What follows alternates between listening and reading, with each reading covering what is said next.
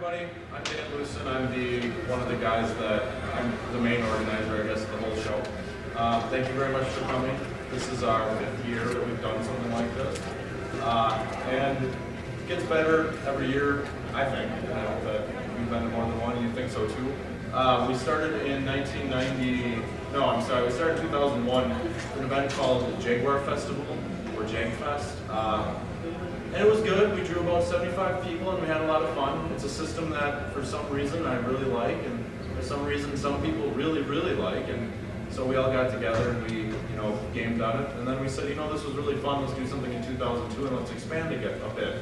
So in 2002 we had the first Midwest Classic, and the event name was actually named by Ben Heckendorn, who will be speaking later, which is something that I didn't even realize until we contacted him and asked him to speak this year. And it went up pretty good. We drew 125 people. It was fun. It was very small still. The year after that, we expanded a little bit more. We drew 250 people. That was our first year that we really had pinball. The first year that in the 2002 show, we had one pinball, which was mine. And then we said, and then we ran into some other people, and they said, hey, we'll bring some games. So we had like 10 then. In 2004, that was our biggest year until this year, we had over 1,250 people that paid to come to the show. And we had 35 pinballs in arcades, we had tons of different spaces. That was at the Brookfield Sheraton. After that, we were growing at such a rate that we decided that we couldn't have it at the Sheraton again. The space there, if anybody went there, was kind of screwy, where we had 2 completely separate halls. So we said, well, we need to find a place that we can trust, and we need to find a place that has great space.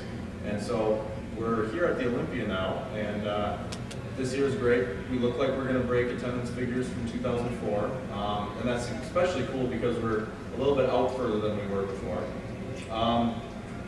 And we also have expanded again. We've filled up almost doubled the space that we did in 2004, and we've got. The last count that I had when I went to bed last night was we had 75 games here, and I know that a bunch more rolled in today, so I think that we've got somewhere around 80 to 100 different arcades and videos, so that's awesome. Our vendors have doubled since 2004, that's also awesome, and the space couldn't be better. The Olympia here has worked with us really well, and I'm happy to announce that I wrote this down just a second ago, I think it's June 9th and 10th. 2007 will be the next Midwest Gaming Classic. It will be here again, and we probably won't be able to get much bigger because we've only rented these same 2 halls, but we're going to be just as good, if not better, than that year, and we hope to continue to grow this thing. One thing about this show that I really hold dear to me is that, I'll be really honest here, I run the Goat Store with my partner as one of the things, but before being a vendor, I'm a gamer. I have 2 arcade games. I have 2 pinballs. I have a complete Atari Jaguar and a complete Dreamcast collection of my own. I have more systems than I could even count for you. And I'm a gamer first. So this show is made by gamers for gamers. We're not going to go out and we're not going to say, hey, we want this show to be made so that this company can sell as much as they want. We want this show to be made for you guys, and so that you guys can enjoy this as best as possible. And that's really what we work for. What I want to talk about really quickly here, before we go on, is how I got into gaming. And after that, I'm going to do what I did in 2004. I've got some freebies. One of our sponsors, Gamer Magazine, sent us the Pleasure Machines, the history of pinball videos here. I've got a whole bunch of them. So if anybody else is willing to share how they got into gaming, you get a cool video. This is actually a really cool video. It's very good on it. The year that it came out was 1997, but it pretty much covers up until 1997 very well.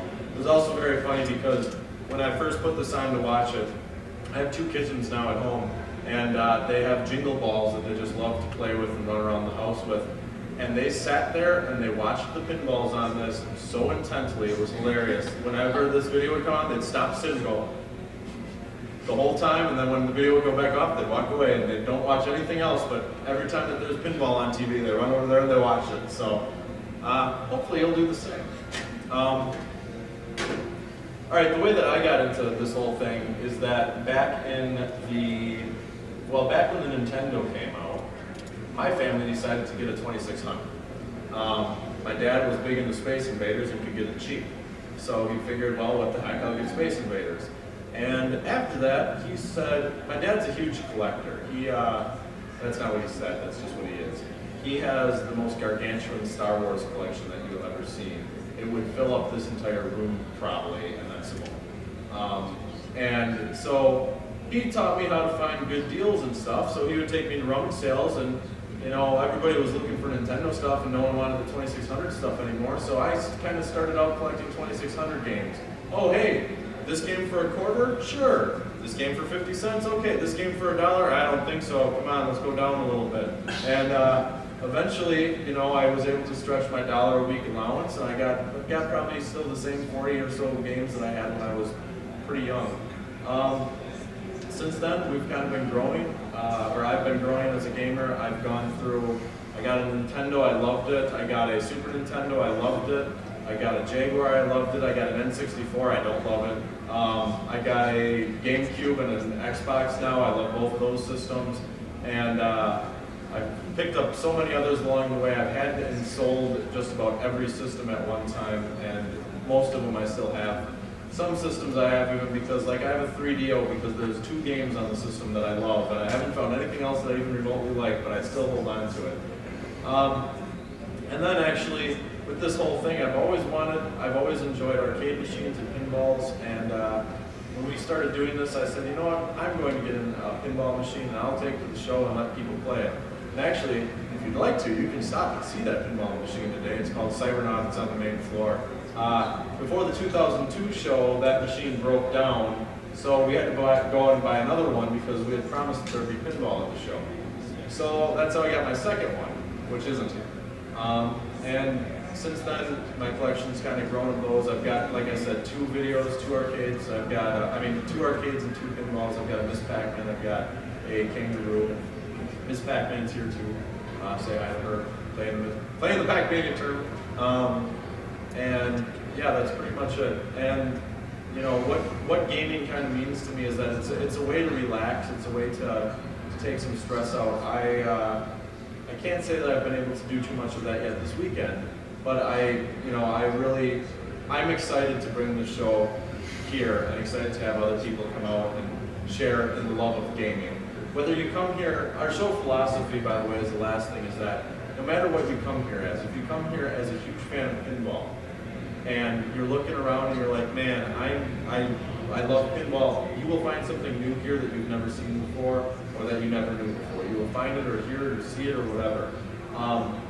If you love computer games, you should be able to find and hear something here that you've never heard or seen before. And everything's kind of a different discovery. And besides, if you're big into, let's say, video games, you're a huge console collector, you probably don't have, the 75 pinball machines that are out there to go home and play every night. So you guys get to check out a little bit of everything, and it kind of helps mold and show how the whole process of gaming has evolved. It all started as pinball, of course, way back in Chicago, and it all really grew out of the Midwest in the way of pinball at least. Pinball is still only manufactured by Stern, and since then we've had the arcades that have come and more or less gone, and we've had all these consoles all the way up until today's powerhouse consoles that are coming out and are yet to come out, and just all the strange and different things. So it's very interesting to see the progression. Make sure to stop next door too and take a look at oh, here's Pong. Here's a step up from Pong. Here's a step up from that. You can go around the whole room and you can play just about everything in there and say, wow, this is really cool. This is how it all goes. So, trying to see trying to think if there's anything else that I should say. I don't think so. I hope everybody's having fun. And if anybody else would like to share how they got into gaming, cool videos, woo! So, go ahead. Yes, well, my name is John Payson, and first video game I had was an Odyssey 2, which my uncle won as a consolation prize on the game show To Tell the Truth. And Well, actually, the machine didn't work, so we had to send it back and get a replacement one, and that one worked. And my friends have Ataris, and yeah, I remember actually the thing that was funny was in the early days, the Odyssey 2 technically seemed to be a superior system because if you looked at the sports games, and they had all sorts of men running around, and they actually kind of looked like little men. Whereas on the Atari, well, just had these vague blobs and they flickered horribly, and except there was one thing, which is these Atari games always seemed like they were more fun. But anyway, I had an Odyssey 2 growing up. Then I got a VIC-20 computer as a computer because I was into programming a little bit. I used the computers at school. They had a TI 994 and an Apple. And so I got myself a VIC-20, serial number 10,000 something, I think. I guess that would have been back in 81, something in there. Since then I got myself a Commodore 64, and didn't use the Odyssey a whole lot after I got the 64, but I still used it a little bit because every once in a while a friend of mine would show me a game that I hadn't seen before. And I don't know if any of you have seen the Odyssey game Killer Bees, but that is just an absolute, I mean, that is the one game that I know of on the Odyssey that I just don't know of any equivalent on any other system. You said how you had the 3DO and there's just a couple games that are really good. Fortunately, I don't have a copy of Killer Bees. Maybe I'll have to see if I can find one. But otherwise, then back in probably about 92, a friend of mine, or one of my coworkers, had an Odyssey, and actually, no, I guess a friend of mine was shown, mentioned that he had this Atari, and I was like, sure, I haven't played one of those in ages.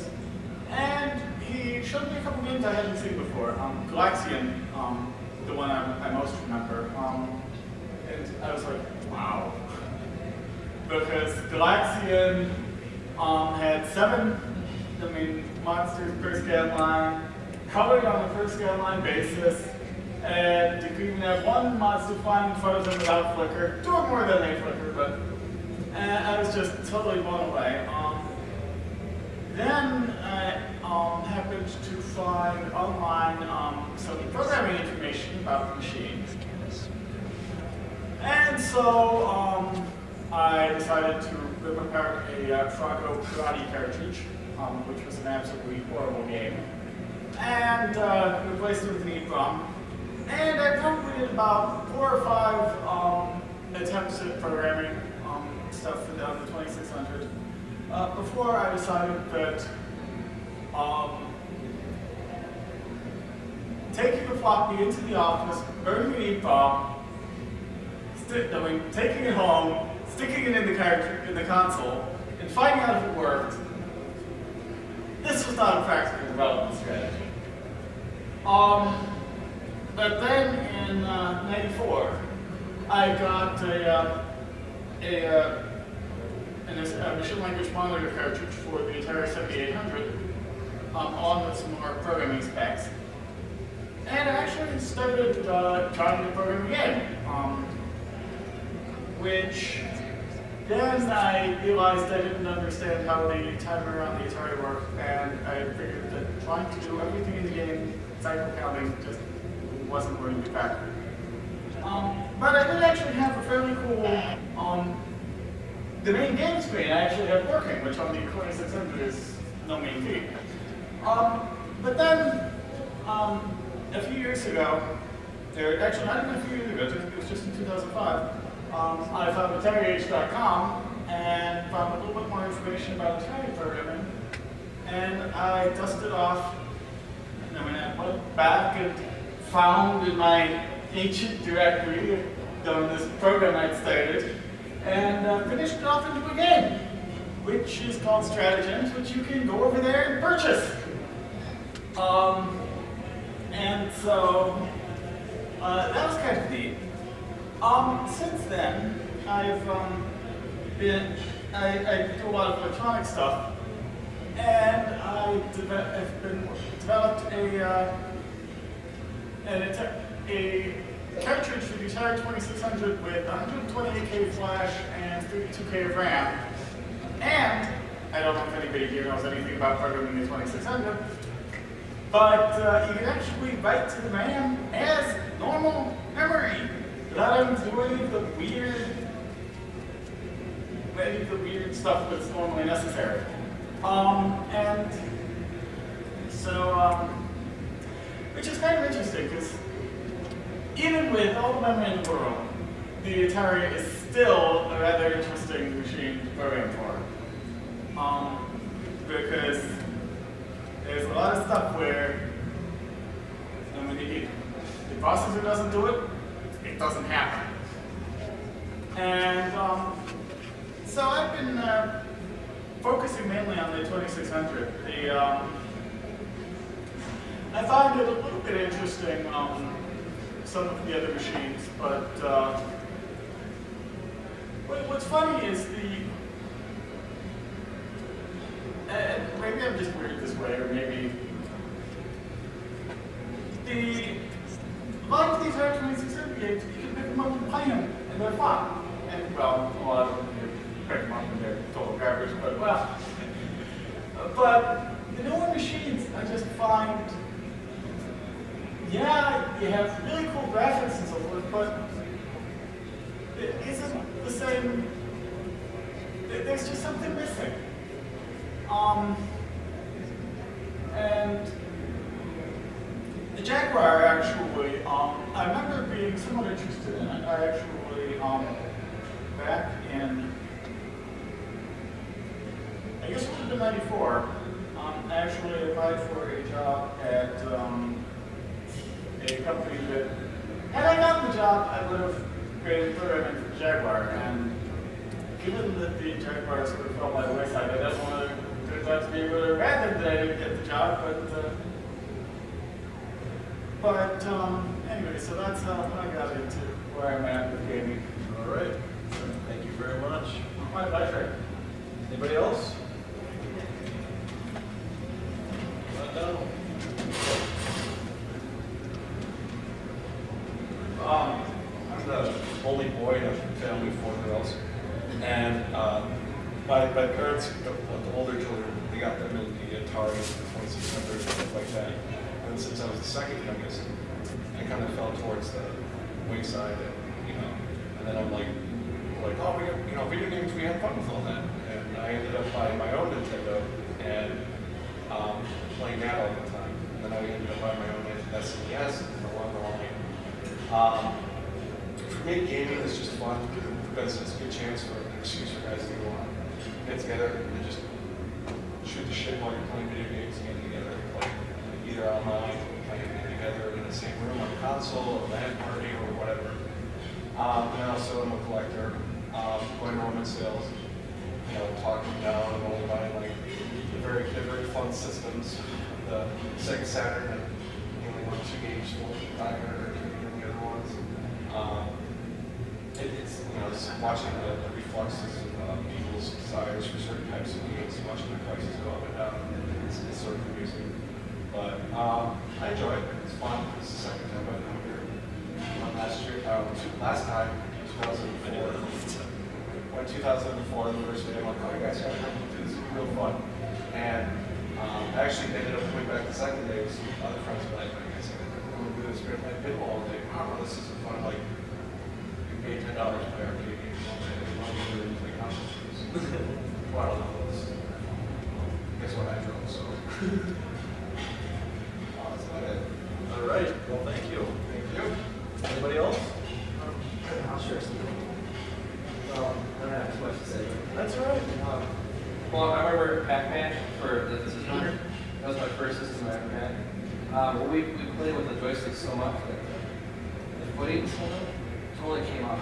So just like this.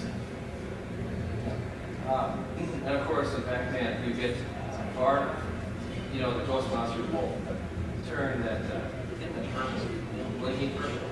It's kind of cool. then I wanted to mention about Mango, so this 200. It's the only game that doesn't seem to be any emulator out there. You can like do that. So if you're gonna play that game, which is very fun, you've got to play it on a real system. There's no other way. And then my last little example was for Super Nintendo. Well, I actually bought Street Fighter 2 cartridge before I had bought the system. Because I thought it was a really cool game. So. I've done that also. So that was what I did. Thank you. Anybody else? First internet. All right. When I was a kid, we got an Atari. I learned how to type and spell on it. I was also introduced to Frog. I've played games since. Family got an NES. Family used to fight them. Dad wanted to play Tetris, Mom wanted to play Castlevania. I just wanted to play. Also spent some of my childhood at my grandparents' house where they also had an Atari. Sadly, I played about 24 hours of ET. It's 24 hours, I'll never get back. Just kept getting more into systems. Didn't start collecting until I was about 22. As soon as I was tall enough to play in an arcade, I would. Dad introduced me to Pac-Man and Galaga. Those are my two favorite games. The arcade doesn't have it. It's not that great an arcade. That's how I got it. All right, thank you very much. You know, did you ever notice that the arcades today are nothing like the 80s, you know? Yeah. Back in the 80s, those were cool. They're almost like a risky dungeon going into like old arcades, you know? I remember the one time I went in as a Cub Scout to an arcade, and we went in, and I remember that they didn't think it was going to be like it was, and we were there, and I remember them coming around and being like, "Don't talk with anybody, just play the games, just do something quick." And then that was the last time that I went to an arcade until I was old enough to drive myself to one, because it was like, well, and yeah, it was smoky, and that's the same arcade that's still open, if you know where the Aladdin's Castle is on 76th Street. It's got like probably 40 games in it now. They somehow used to cram probably 70 or 80, and the rows were like this big where you walked, and yeah, it was smoky and it was dark, and the only lights that were on were those, and there was like big kids that would walk around like this, and yeah, that's the one experience that I really remember with an arcade. And after that, the other experience actually that I remember with an arcade, and this is why I fell in love with it, is that I used to go with my grandpa to a bowling alley whenever I had off of school on Fridays, because he would bowl on Fridays and he would take care of me the rest of the day. But while he was bowling his games, it would usually take 2 or 3 hours, and he was, he was like, well, you don't need to watch me. So the arcade had Donkey Kong, some sort of pinball that I don't really remember because at the time it was 50 cents, and 50 cents was way too much. I could buy 2,600 games for that price. And they had Turtles.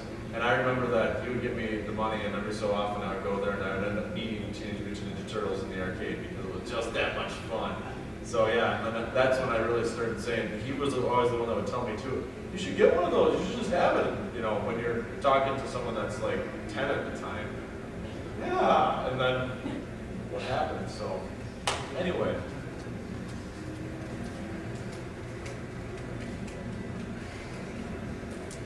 Well, a little bit younger and most older, so my first system was the original Nintendo, and my family owned a family grocery store, so I ended up spending most of my childhood there.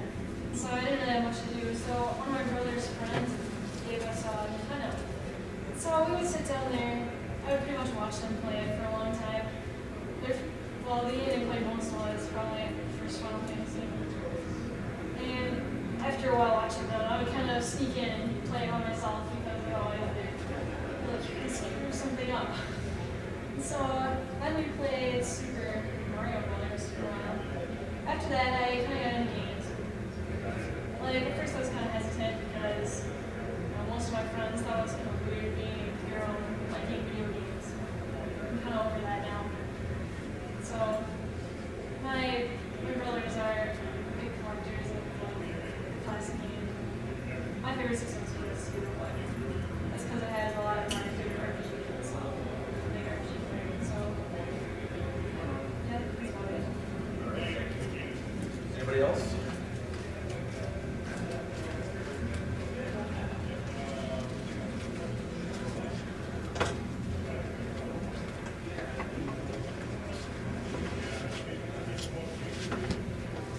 The first system that I had, my parents had an Odyssey 2, and I barely remember that, but I remember we got a Atari 2600, and I used to like to play on that a lot until my dad used to love to play golf, and he played that so much that the cartridge burnt right into the system, melted right down. So pretty much right after that, we got a Nintendo, and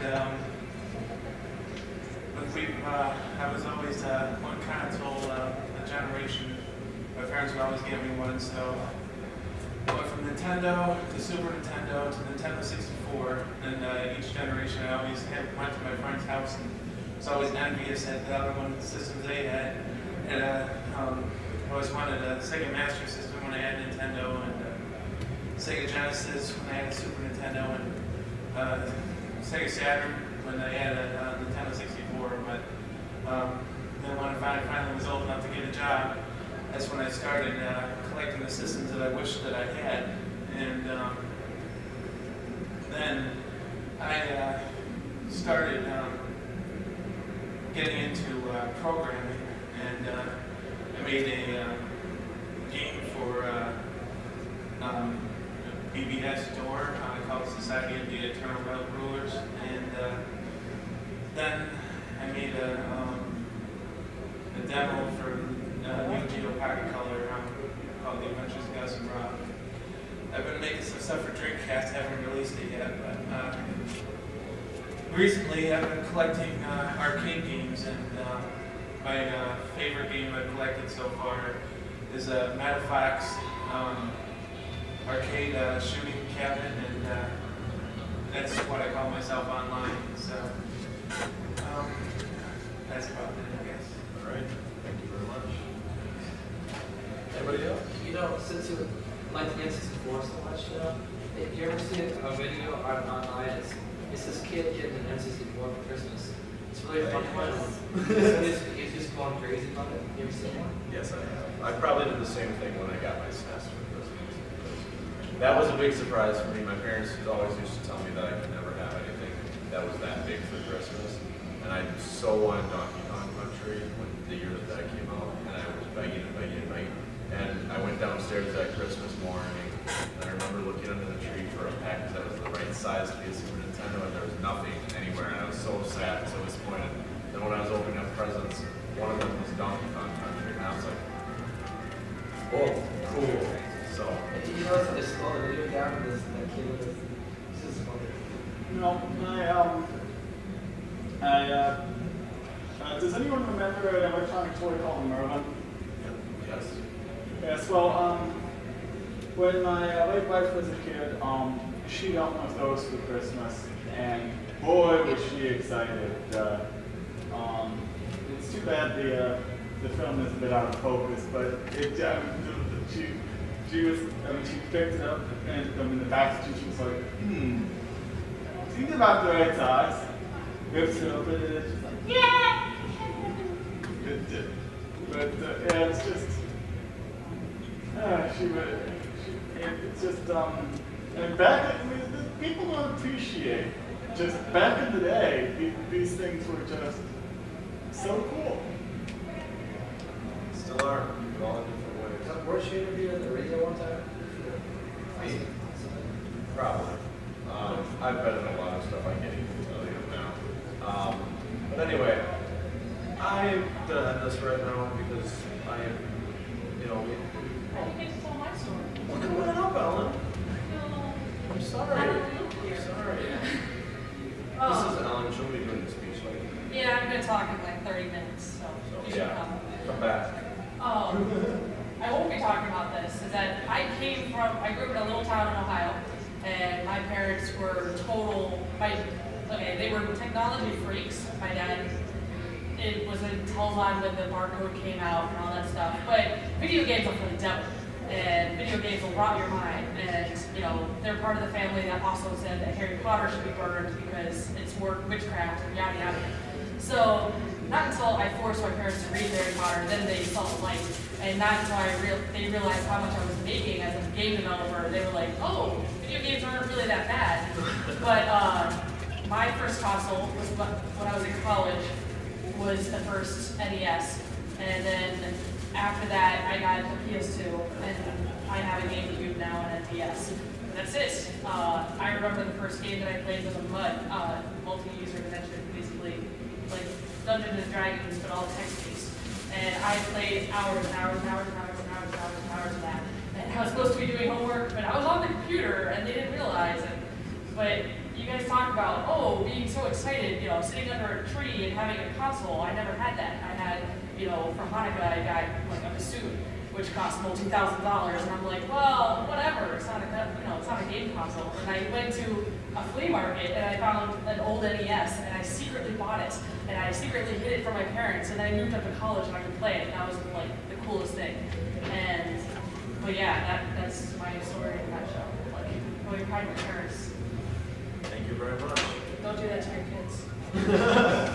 It's the moral of the story. All right. Well, thanks again, everybody. I mean, this speech definitely doesn't happen without your involvement.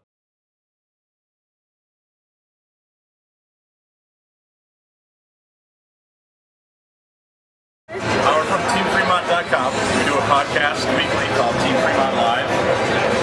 It covers video games, obviously.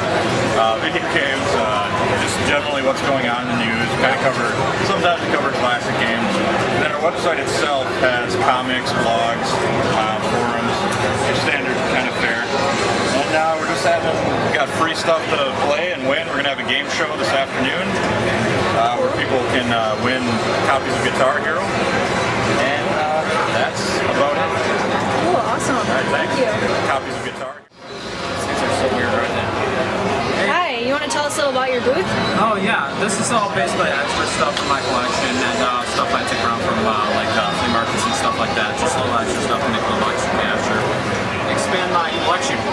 That's what all this is. Cool. You trading, selling? Yeah, trading, selling, whatever.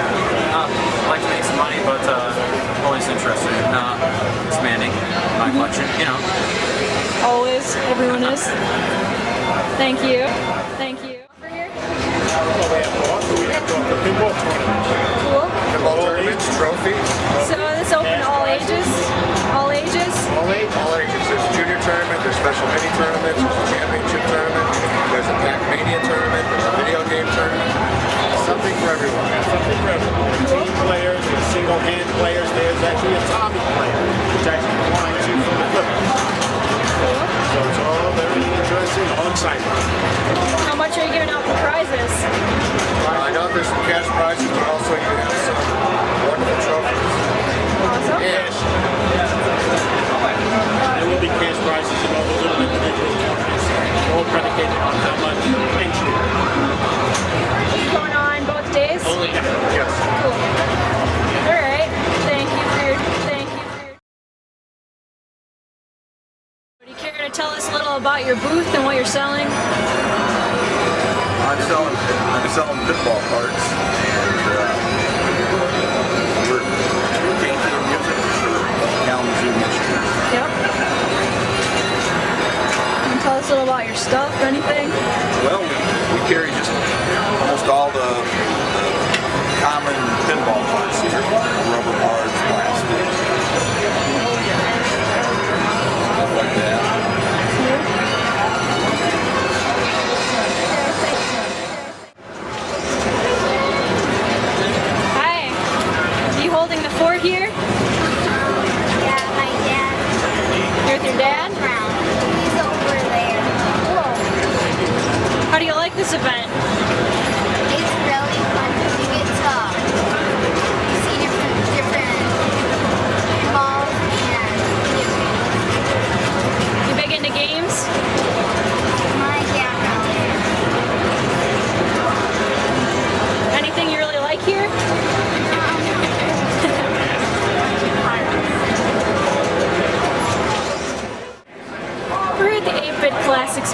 How are you today? Hi, I'm great. You want to tell us a little bit about your booth? Well, this is my booth. Pretty exciting, isn't it? What kind of stuff do you have here? I have everything from Atari 2600, homebrews, used cartridges, 3700, 5200, ColecoVision, Sega, Nintendo. We got video game consoles, we got computer consoles. We also have homebrew games over here. Acid Trip, brand new, Space Invaders Vector Wars Cyclic. Cool. What's your favorite item? That's a hard question. Actually, my favorite item is this handy dandy MacBook. We all love the MacBook. It serves us well. Wouldn't you agree? Yes. Hi. How are you this morning? Good. We're making a video for the event, so care to tell us a little about what your job is here? Max, you can go first. Okay. Thanks. I am sort of an all-around support for the Goat Store. Going to Disneyland. Yesterday I was moving stuff for a while for the Goat Store booth and for the DreamCon. This morning I was general support for Dan and the setup. So far today I have been manning the front booth, and later once the DreamCon and the ballroom opens I'll be in charge of that area. This isn't your first year, is it? I'm pretty sure I'm pretty sure I saw you 2 years ago. I've helped Dan for every he's had. Every Yeah. Quite a few now. My name's Gary. Partner with Dan as one of the event organizers. Yeah, like Max was saying, yesterday was just pretty much hauling everything in, getting everything set up real crazy. Still some of that this morning, but now where show's open, just kind of manning the booth here, getting everyone with their stuff. Seen lots of different people, I suppose. Yeah, a lot. All different kinds of people. It's just great. started. You're gonna see tons. Yeah, it's just started. We already got a ton of People interested in the specific areas get to learn about all the other ones. And it's a good combination. Cool. Cool shirt you got there, by the way. That's my favorite game. Nice. organizers.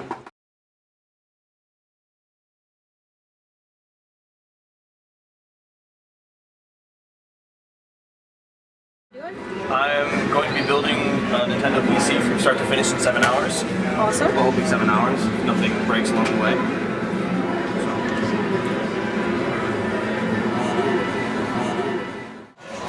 We're at the Midwest Classic with the HSA pinball booth. Would you like to tell us a little about it?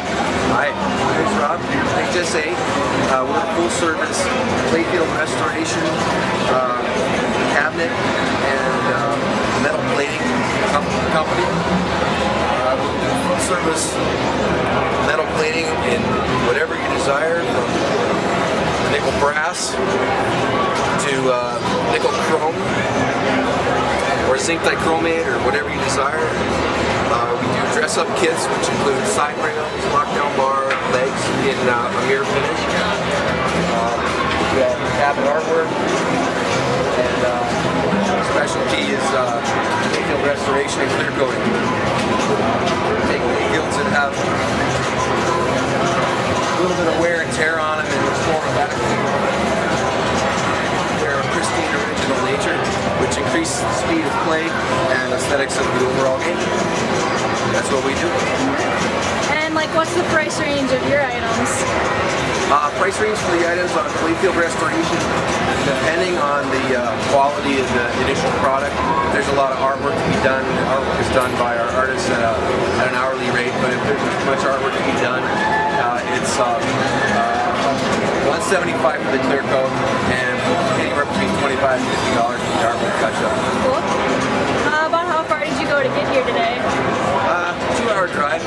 Most of the time was spent in Chicago, getting out of Chicago, but very nice here today. You stayed last night, I take it? Nope, we drove in this morning. Yep. And then you're going to be here tomorrow too? No, we're actually heading out today. Ooh, just a one day? Other engagements on tomorrow. Understandable.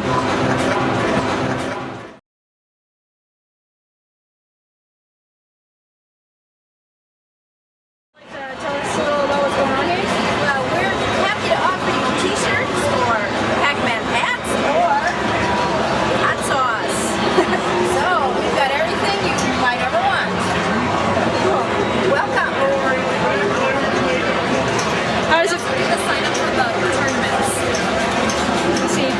tournaments take place? The tournaments are right over here. We have single-handed pinball, the pinball championship, Pac-Man, teams, double teams, And how does it feel being one of the few women here today? Very fun.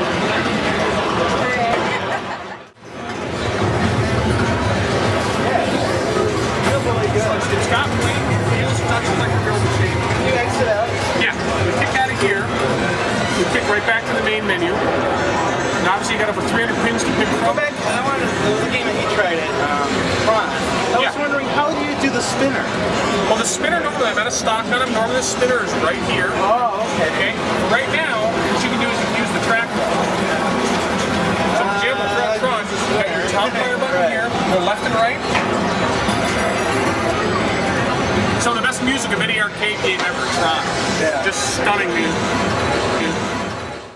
$6.99. We also have a junior model while we're moving up here. We have a junior model available for $27.99. It's a smaller 4-foot unit, 19-inch monitor. I remember those old days. They had like a mini model. Exactly. Nice thing with the junior model is you can over the top of it. I got plug in any big screen TV from the SD. Now it doesn't matter what size the screen is because now you can watch it on any screen. A lot of my customers have big home theaters, so you can do that. The junior goes for $27.99, and the one goes for $36.99. So yeah, here, try this out. Yeah, they just hit the switch there.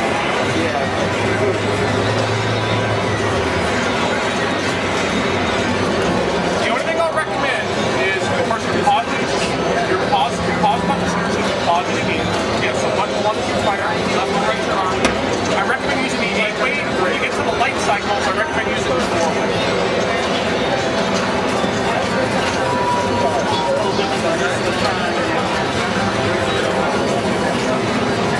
See, watching that video is not good if you want to be here right now playing, don't you?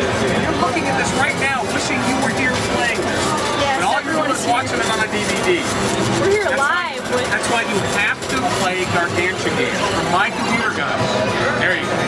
Hey, where are you from? We're out of Germantown. We built Gargantua games 4 years ago. We've been selling it for the last year and a half. It's got over 300 classic arcade games in it, over 300 pinball games, plus it supports a Windows-based computer.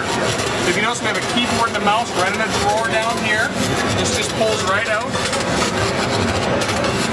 So you can upgrade it however you want. If you want to run Call of Duty 2, which is an Xbox 360 game, you can run it on here as well. It's completely expandable. 5 years from now, some new technology comes out. You want a faster computer, better video card, because it's just a standard PC inside, you can upgrade it however you want. Awesome. Have you gotten a lot of people here playing your game? Yeah, they love it. I mean, everybody here. I mean, this is definitely the place to be for games. Yeah. You excited to be here at the biggest gaming fest in Wisconsin? I love it. Are you kidding me? I'm 12 years old all over again. And I'm hanging among a bunch of other guys that are all 12 years old. This is awesome. And everybody knows their products and stuff too, so it's funny to reminisce and talk about old stories. It's great not to grow up.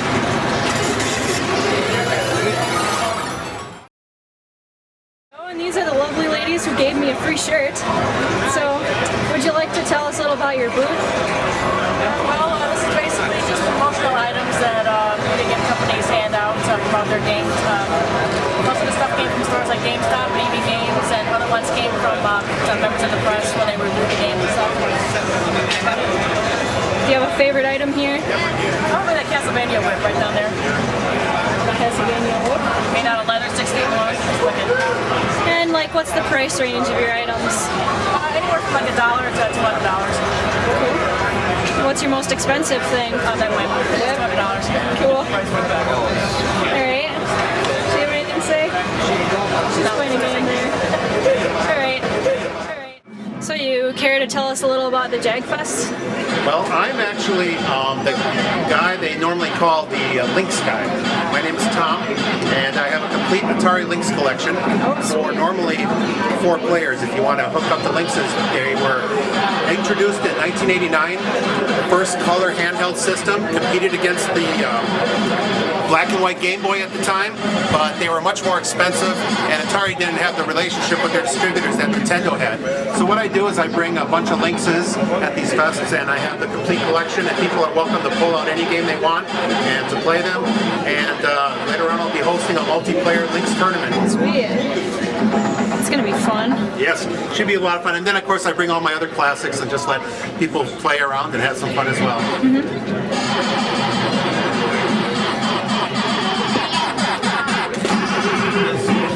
Fun. Yes.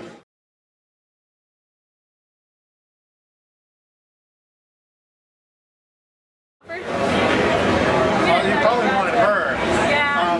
What we have here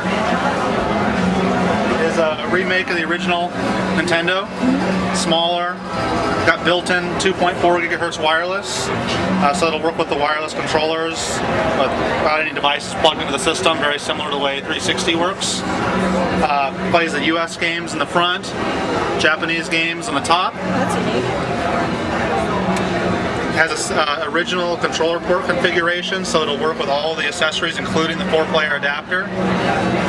System is $60. Comes with one wired controller, all the cables, a cartridge-shaped instruction manual, full color, comic book style. Includes a rarity guide, lists all the NES games and Famicom games that were ever made in the manual. The wireless controllers in a collectible lunchbox are $60, but separately with the system you can get the 2 wireless controllers for $40. Wow, that's pretty impressive. Thank you. Impressive. Thank you. Tony Clark, I'm with Great Lakes Marketers. What I do is I manufacture a pinball trop opto board. This is the transmitter board, and this is the actual assembly here with both the transmitter and the receiver here.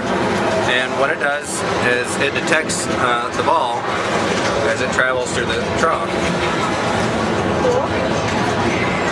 Now the problem with the original board is that they tend to have a lot of damage and they tend to fail and have a lot of intermittent problems. My design is completely new, completely re-engineered to solve all of the original problems and also to improve things. For instance, it uses half the amount of power that the original board does, which generates less heat and therefore less wear and tear on the electronics. See it. So how's your day been so far? Pretty slow. We're off here in the corner, so not a lot of traffic comes through here. Yeah. It's kind of dark over here. Well, that's not at all bad. Another product that I brought here is not really related to games at all. It's called a cloud chamber. And this device is sold to schools and universities as a demonstration tool for studying particle physics or nuclear radiation, things like that. What you're actually seeing here is a radioactive needle which is sending out high energy particles through a dense layer of alcohol vapor. And as those high energy particles go shooting through the vapor, it causes it to condense and form these little trails. So it's kind of like when you see jet engines or jets flying across the sky, they make these trails. Similar concept. So have you had much time to explore the other booths and stuff? No, not really. But I have to get around. Yeah. Is this your first year here? Yes, it is. Cool. You'll be back next time, right? I hope so. All right. Thank you for your... What do you want to tell us a little about your booth? Oh gosh, you should wait till my husband's back. Well, we're Pack Rat Video Games. We sell classic games, Atari and Odyssey too, those systems. And we just sell homebrews and hacks. So homebrews are brand new games that programmers have just designed lately, and hacks are ones that they change the old games a little bit, made it better somehow. So this is our latest edition, the box version of Wolfenstein BCS. Nice.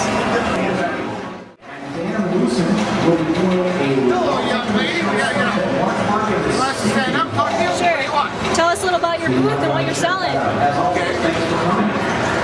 and Mark, Pinball Crazy. We've been at this for 16 years. Oh, wow.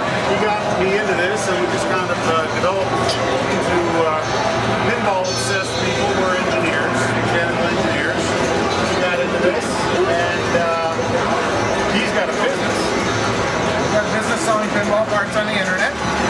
John's got a basement full of games. He's been interviewed by the Milwaukee Journal just recently. I was in the Friday Milwaukee Journal. Nice. Don and I have written chapters for pinball books, and we're currently working on our own book about the pinball classics of the 1990s. And that's our website, right up in there. And you can take a survey on that website, and you can vote for your favorite games of the 1990s. And what's your favorite game of the 1990s? My favorite game of the 1990s? Man, that's a tough one. That's a tough one. Before she runs out of tape. All right, Adam's Family. I'll say Adam's Well, don't worry, we have tons of tapes. Adam's Family. I'll say Adam's Family. And mine's Attack from Mars. Attack from Mars. And I don't like Attack from Mars. That's okay. Well, listen, thank you for the interview. We appreciate it. All right. Thank you. Okay, well, okay.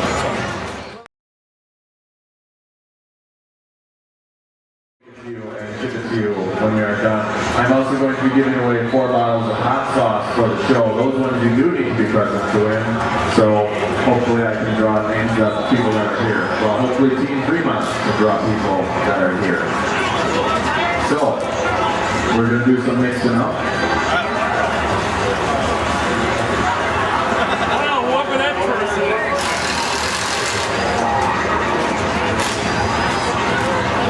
All right, so ladies and gentlemen, we've got Mo, we've got John, and they're going to mix up stuff. And we already mixed up stuff for a while over here at the booth, and we made sure that all the stuff on the bottom floated right up to the top, so that when we picked from the bottom, just kidding, we kept mixing and mixing and mixing and mixing. Oh, you should have a microphone.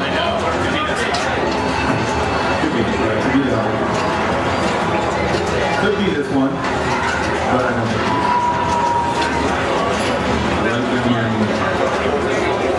okay, first one is for some hot sauce. Is these are all going to go back in for the big prize. John Camp. Are you here? John Camp. John Camp for hot sauce. Going once, going twice. This is not going to work well. I can see it already. All right, tell you what, we have like 500 entries in here, so maybe we've got more than that. We're over 1,000 on attendance, so we could have as many as 1,000 in there. And I think that what we're going to do is that we will somehow randomly award these 4 bottles of hot sauce with whichever crazy thing Bo comes up with when I put them on the spot right now. Okay. No, that's fine.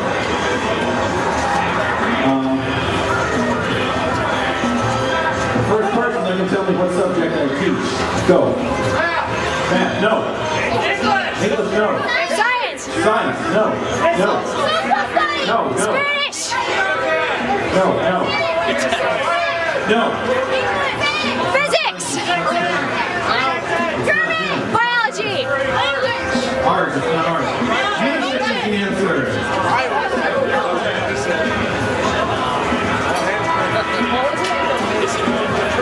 We said history.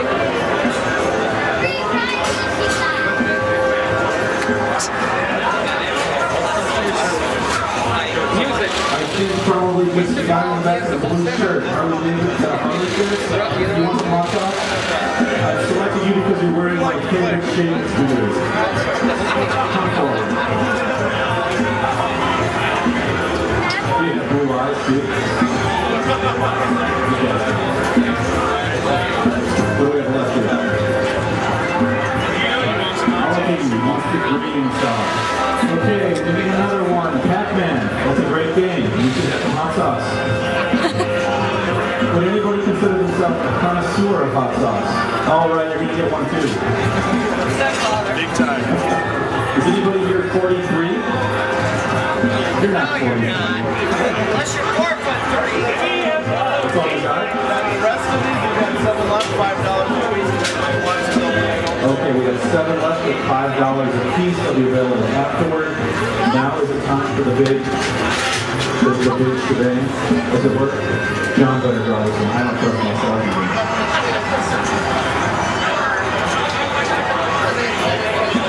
Wow, such a button. Can you feel the engine ticking?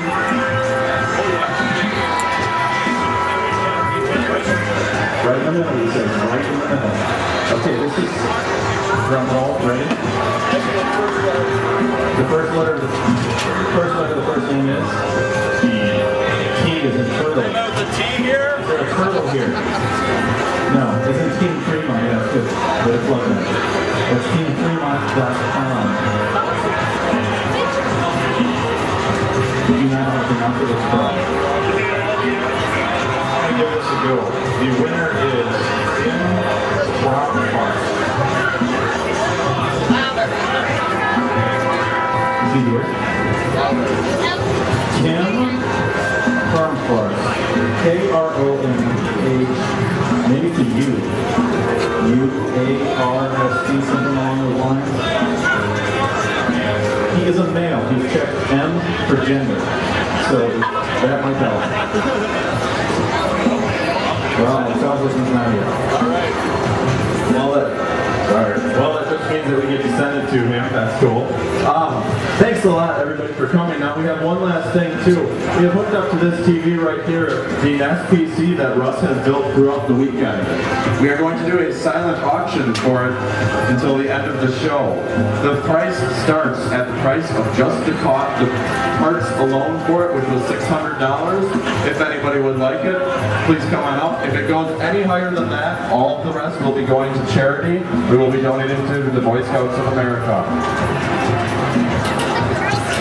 Once again, thank you, everybody, and we hope to see you back here next year.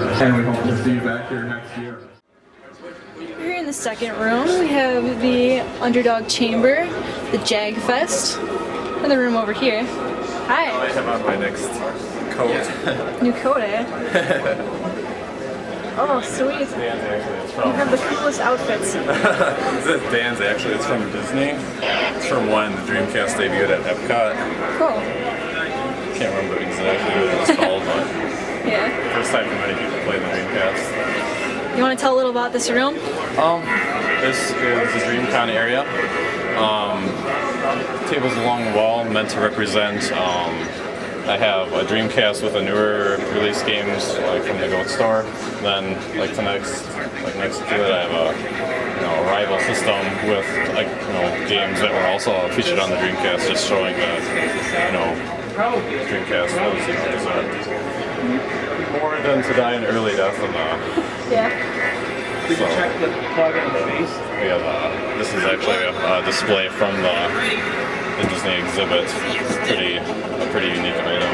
It's a Jet Set Future pinball or slot machine.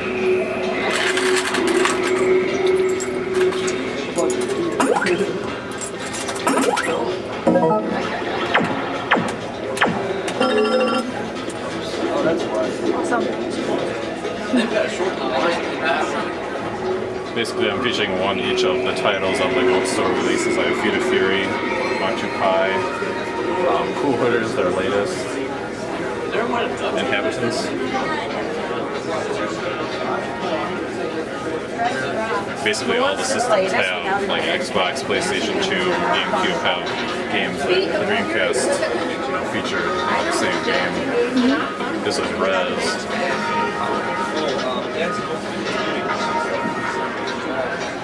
She actually owns, I was talking with her, she owns the Dreamcast version. She says it's basically identical to the PlayStation 2 she's playing now. Right. I see. Right over here. Over here, the Underdog area, Underdog Chamber. The guy in the green shirt here is...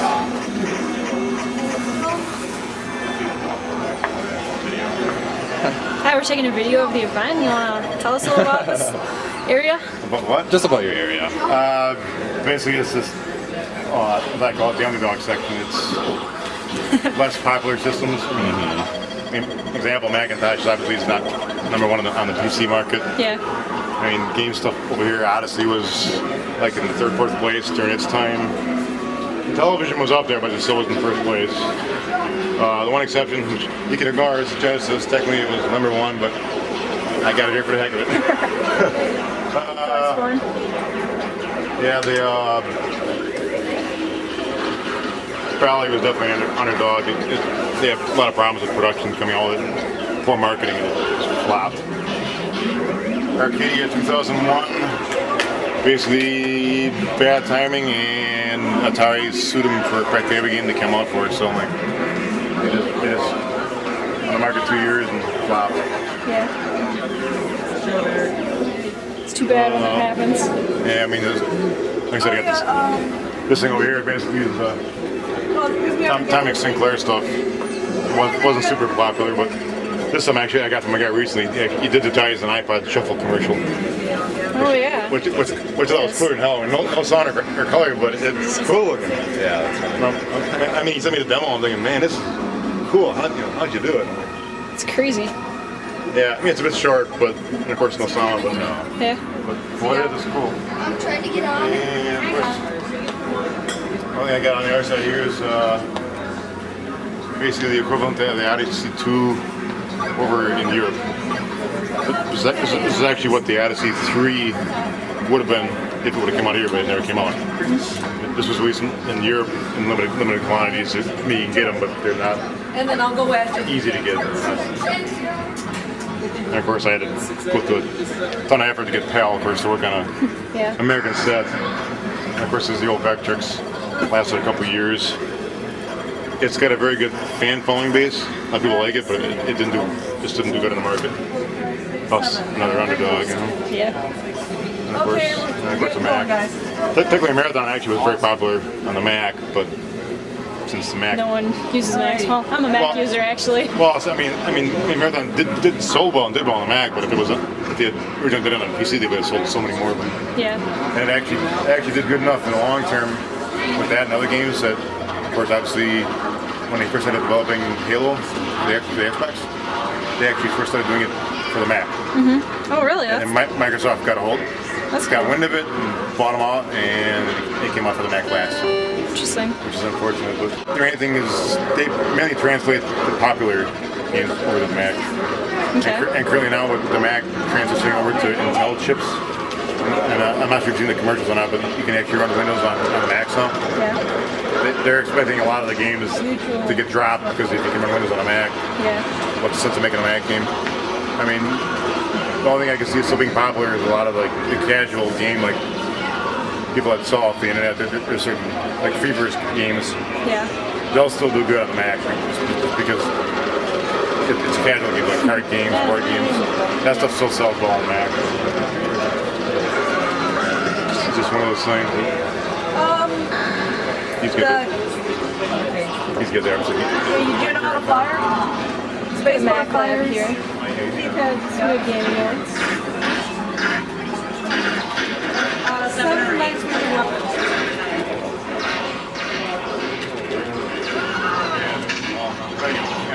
This is actually a display from the...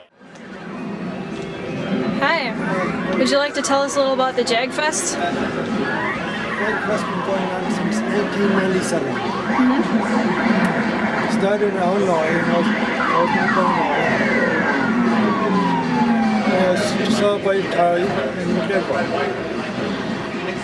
About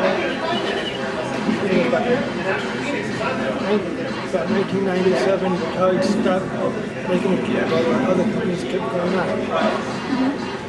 Anything you want to show us? Right now playing this classic Dork, which is limited release. Yep. And they're not making it no more.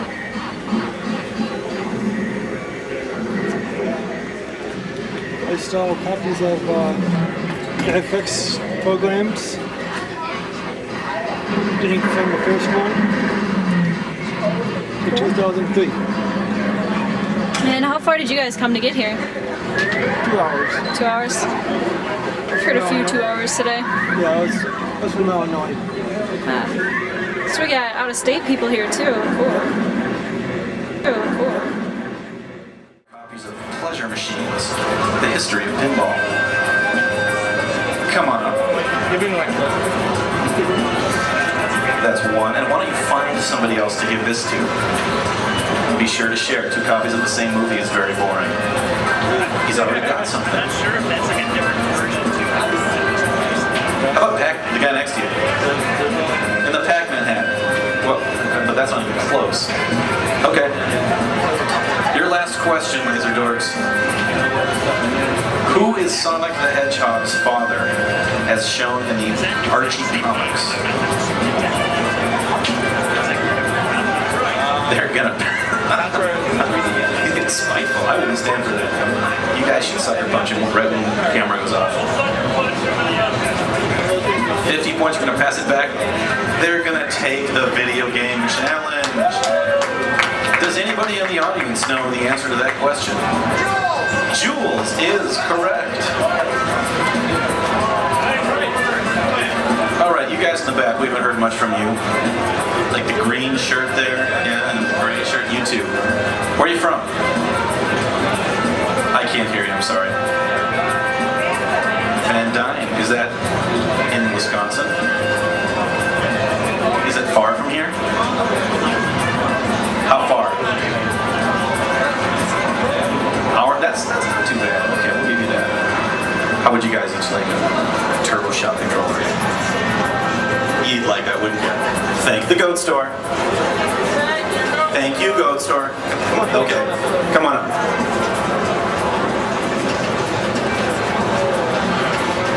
Are they set to go?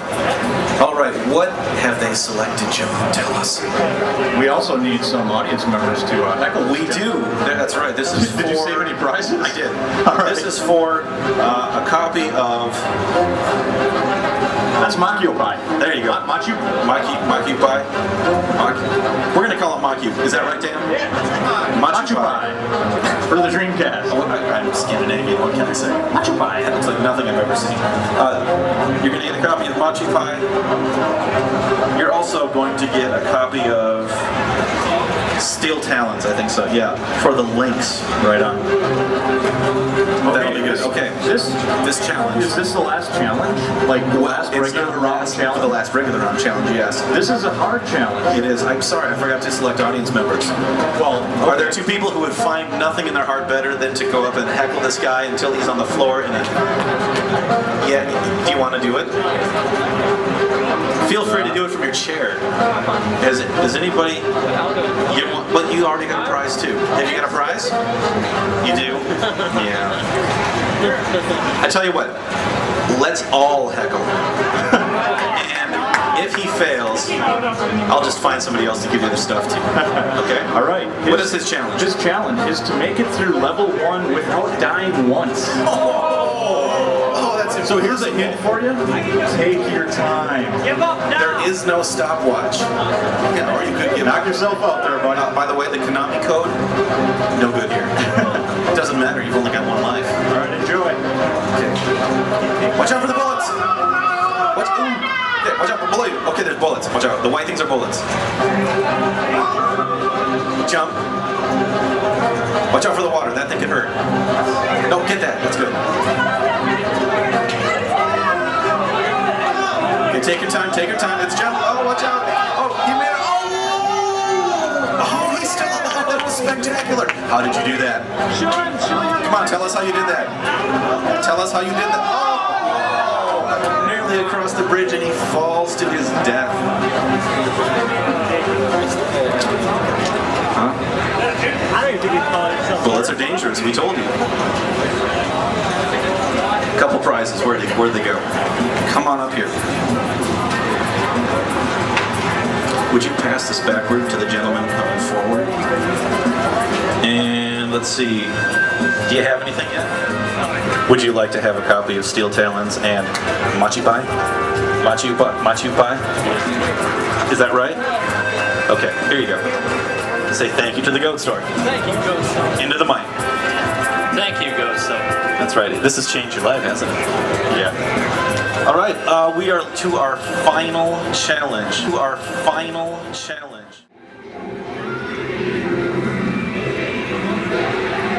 Hi. Filming a video. Do you want to tell us a little about your booth? Sure. I'm the other half of the gaming museum of the newest gaming closet. sick right now, so it's not fun a lot.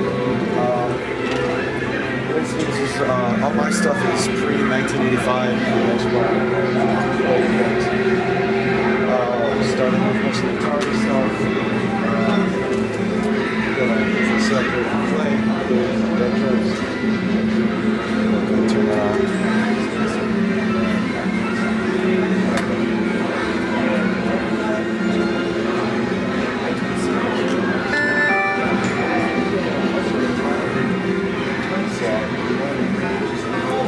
Vectrex was a vector graphics system from 1982. Comes with one game built in, Mindstorm.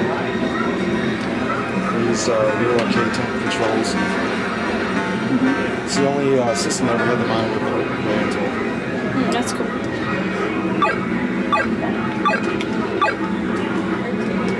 Yeah, I think I've played this before.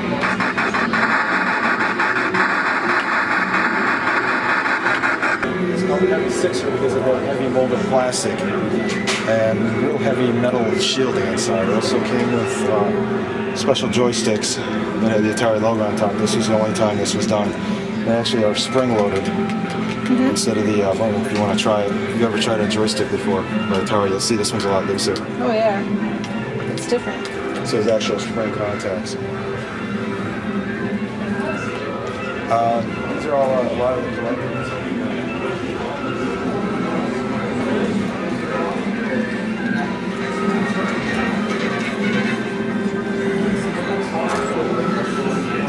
Here's Atari collectibles, things that were handed out exclusively at trade shows, competitions. This is a trade show badge for ColecoVision. Same with the Stargate 80, Star Wars Stargate. This one of Atari is available for years. This is the original McDonald's competition. These are unused scratch game cards.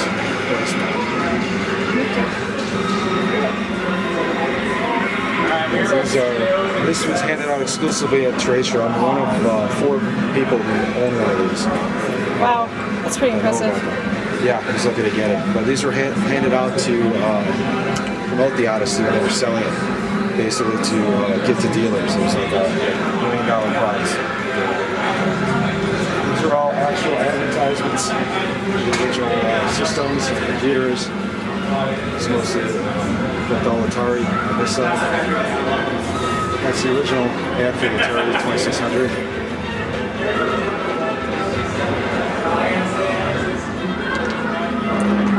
So television. That's for the Odyssey. This is the original pamphlet and flyer for the Nintendo Entertainment System. You notice a different design. It's actual prototype. They wound up changing it. To the big box with the lid that opens up. That's for their old handhelds. This for the Vectrex. This is for the Cosmos. It was a prototype that was never released. It's by Atari. It actually had a hologram inside of it. That's interesting. These were for the old Mattel and Coleco handhelds that were popular in the late 70s. These are all Atari computer ads, starting with the 400, 800, first series. Rapids across. That's their 520, the ST series. Same here, and then the Amiga, which is actually an Atari computer. Most of the engineering staff of Atari left and started their own company called Amiga. So they released the Amiga series, and the actual ST series was an ex-Commodore computer. So. See. Cool. And we have boxes.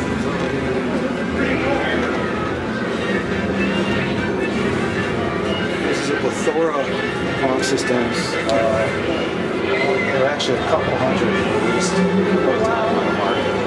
And basically it started the first video game crash. That was 1977. This is one of Nintendo's first consoles. It's an actual breakout clone. You should use this with the dial. These are Atari's old Pong systems. That's the very first home Pong telegames. It was actually manufactured 4 series by Atari. Commodore 64, Vic 20, 28. Vic 20 was the very first one. They actually had William Shatner pitch that. Yeah, of all people. figures. And this is the most popular 8-bit computer of all time, which is the Commodore 64. And that was his replacement, the 128. It's a Texas Instruments computer. This was a very popular one, 1099 for it. That's its expansion box. It's very heavy.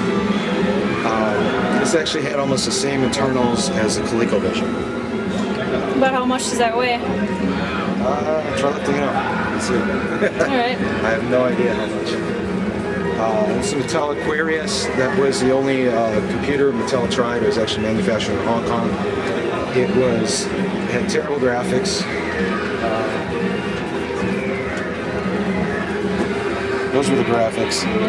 This was released about 1982, so it's already out there. And here is Apple II, IIe. Still in use in a lot of schools today, grade schools. Sadly. Yeah. So I'm trying to get it hooked up.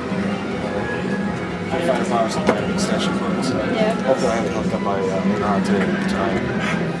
If you want to see the Odyssey, that's the first video.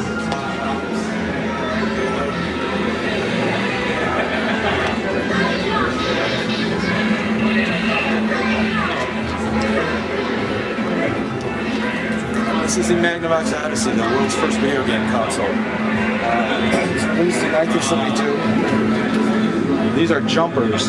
All the games are built in already. All these did was hook up circuits differently. But they were marketed as removable cartridges. These are the controls. It had what's called the English and horizontal. English usually means spin.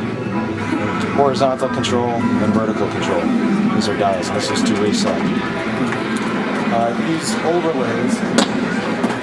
This is a little beam case. These are actual overlays that you put on the TV screen to actually have playfield graphics because it couldn't do any background.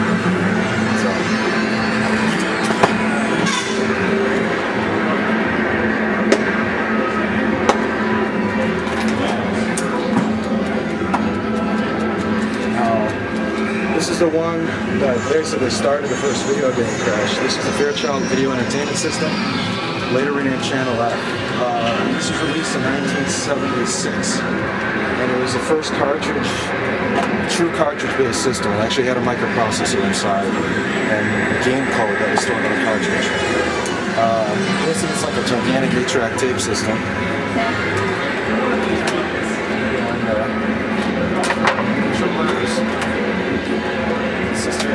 So you push down the fire. Just stored inside. Yeah, that was pretty common for 70s consoles. They wanted the whole 70s wood grain entertainment center vibe. This was a follow. The very next console that was released like that called the Marcia Studio 2. They had terrible black and white graphics. Both of these used a built-in speaker. And just after the Studio 2 came out, that's when Atari came out with the 2600. Basically, period games and all the Pong systems, Pong manufacturers dumped all the consoles at a discount at the market. And so that's what caused the first crash. Yeah. It's about, a couple hundred manufacturers just all. Yeah. These are original flyers. Okay, flyers. This is the very first video game, Computer Space. There's the next one, Pong. Most of these are Atari systems, except for that. TV Basketball is by Midway. We got Seawolf, which is a really unique periscope that you actually get up and look through. Of course, Space Invaders. This was the first trackball game, 4-player football. Dig Dog Tapper, Discitron. On the other side then here, this is what arcades used to look like in the glory days, before what happened now. Basically, the arcade industry had its own crash too around 83, 84. So a lot of the big, gigantic arcades with all the neat backgrounds and ambiance disappeared. Yeah. That's too bad. Yeah. So that's why I wanted to put these here so people could see what it used to be like. That's a movie card for movie War Games, where he's playing Galaga. He's in the arcade. But this was the world's first color game, Indy 800. It was a gigantic thing. 8 people could play. It was a driving game. You look down, the monitor was set in the middle.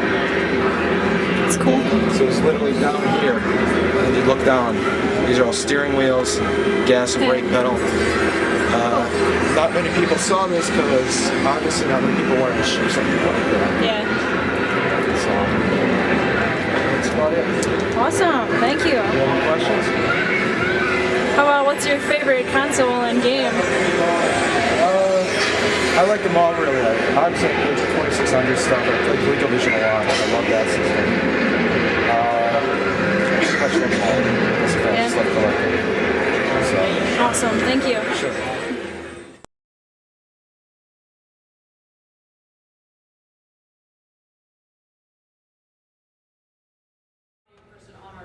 So we have a team of about 60, maybe 65, 70 now because of next-gen consoles. And I'm the audio lead of one of myself, and I'm in charge of all the audio. And there's an ongoing joke of, oh, there's, jeez, no, I'm just kidding.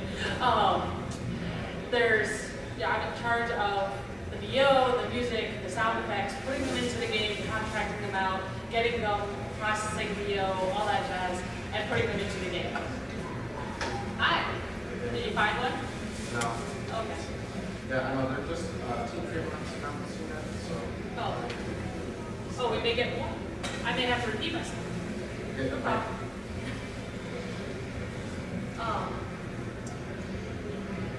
So yeah, should I wait? No, they're late, it's their fault. So yeah, they wanted me to talk to, I'll leave it up to you guys. What are some topics that you want to know about? Is it how it is in the industry, how to get into the industry? What's it like as an audio person? How to get into the industry? Is that what you wanted to know? Anything, all the above. Okay. I'll first talk about what they wanted me to talk about, which is what is the industry? The industry is constantly growing. Here, I'm looking and I'm like, wow, I've never seen some of these consoles ever in my entire life. Arcades didn't even exist in the town that I grew up in, and I grew up on just like a PC and text-based games and stuff like that. Put sword in crystal or whatever, and those are the games I grew up on. And then my parents, which this guy will know, and a couple others that were at the latest meeting. My parents were, video games will rot your brain. You are not going to have video games. They're awful. They are the devil. And Harry Potter should be burned, and so on and so forth. Those are my parents. As I grew up, I went to college and I said, I want to put music into video games. It's a growing industry. I'm bound to make more money, than trying to get my foot into the film industry. And so I went to Berkeley College of Music, which is in Boston. And I went there and I talked to some of the people that were in the game industry. They said, don't go there, it'll rot your brain, it's horrible, you'll get so burned out, you'll work horrible hours and you won't get paid enough, and so on and so forth.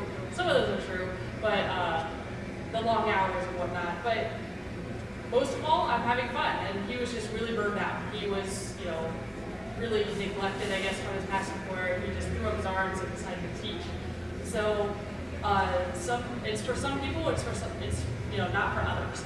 But what the industry is like, again, is it's constantly growing. It's constantly, new companies are springing up everywhere. There's a new company actually in Green Bay that I just found out about.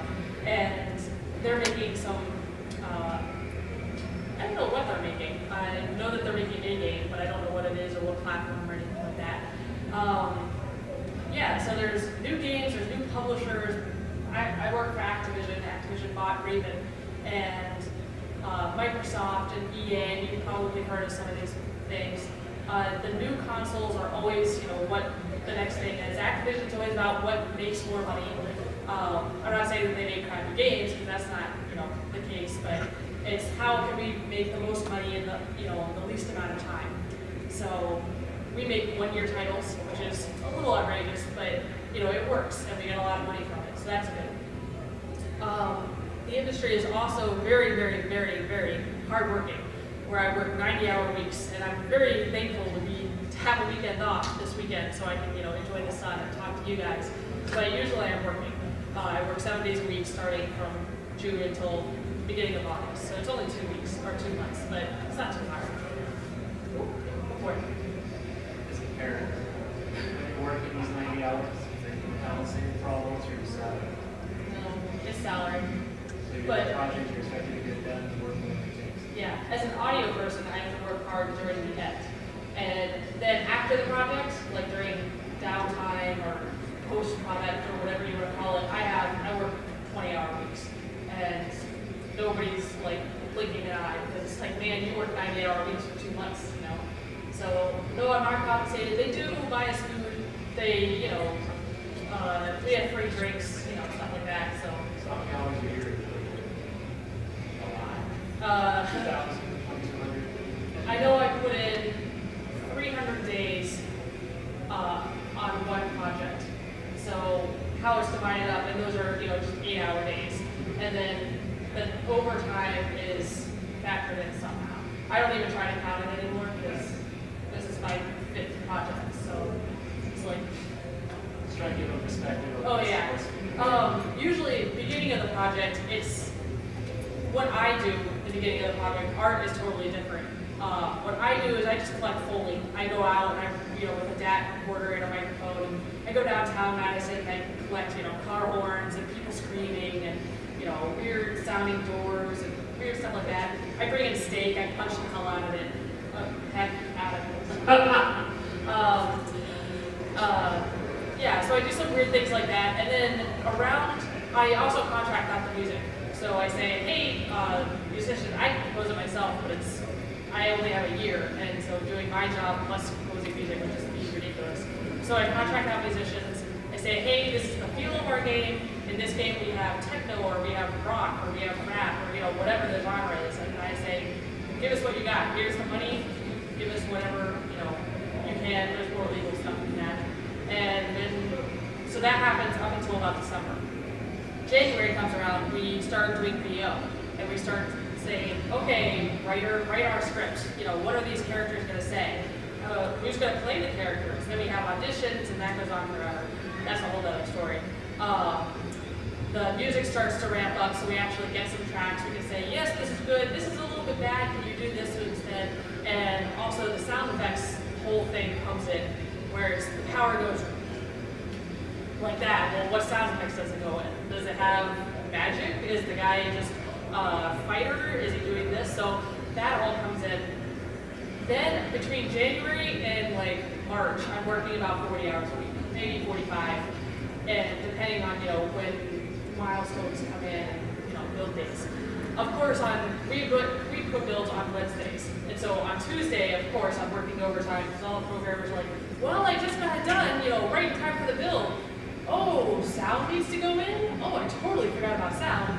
So then I need to stay over and make up for that lost time, which I don't mind because then after the build, I'm free. I have nothing to do. So that's what that happens. And then from March to about June, I work about 50 hours or so, give or take. And then from June till the end of the project, if it's a 1-year project, it's just massive overhaul, polish, working really long hours. But it's fun because there's always something to do. And everybody's groaning about it, and everybody's like, yeah, this sucks, but just wait until, our paychecks come in. And it's like, hey, here's a bonus, from so many copies sold or so. So, yeah, it's kind of gruesome, but it's okay, because it's only a short period of time. Unfortunately, here, it's during the summer, and Madison or Wisconsin only has, 2 months of summer, so, coming from California. So, that's a little disturbing, but, otherwise, it's okay. And you're with friends, so, because you work with people that you like, and everything's okay. Go for it. Work done. Sorry? No. That's long gone. I've never worked on any Nintendo products at all. I have NTS. I work on that every day. Yeah, I've only worked on PS2, which I hate. I would hate to be somebody that would work on a Nintendo product, because the PS2, you know, which is a generation up, I think, right? It's not the Wii. You're not talking about the Wii, right? Oh, the Wii. Oh, no. Our game is going to be outsourced for that. So somebody else is taking our code and taking our sounds and putting it on that. I wish I could. That would be awesome. But I thought you said B as in like, okay. So that's the industry in a nutshell. How to get into the industry. 10 years ago, people could just say, hey, I want to make a game. You know how to code? You know art? You know sound? Okay, let's get together and write a game. Now it's not like, now it's for, you go to school for gaming. You go to school for programming for games. You go to school for sound, you know, or audio in games. And they have degrees now that are specific for gaming. And then from there, then you get an internship. I got a 6-month unpaid internship where I worked ridiculous hours in the state of California, which has all now changed because, you know, of course, after I'm out of it, then it changes. But a 6-month unpaid internship. Some people pay their interns, they're nice, and then you get a title, and then you send out millions of resumes and demos, and you follow up, and then you get a job. So that's kind of how it is. Some people do the QA route, where they test games, and I know LA is huge on this, so is New York, and so on and so forth. But they test games, and then from there, then they work up the corporate ladder. You know, then they be an artist or a designer, you know, whatever. Some people do the mod route, where they take games like Half-Life or Halo, and not Halo, Doom or Quake or whatever, and they make a mod where they, you know, their own module out of it. And then it's known throughout the internet. Hey, look at this cool game that they made on the Half-Life engine, or you know, whatever. And then, you know, you get a job that way. Some people go to schools like Full Sail, which is totally on game design and specifically on, hey, these are all the things you need to know how to make a game. Now, once you get a degree from Full Sail, that's it, you know. You are set. You can be hired at anybody. Full Sail is in Florida. It is in Orlando, Florida. My boyfriend actually went there, so that's why I know so much about it. I've talked there. It's a very short college degree period. So for an associate's degree, it's 14 months. Very, very hardcore 14 months. I mean, you have classes that are like 3 in the morning till 7 in the morning. You know, that type of thing, because they're 24 hours. And you get everything you could ever want to know from, you know, you get it there. Only for games though. You don't get the cool, like, hey, I want to take basket weaving. No, you don't get that kind of education. You don't get, you know, maybe I want to take, you know, these other random classes.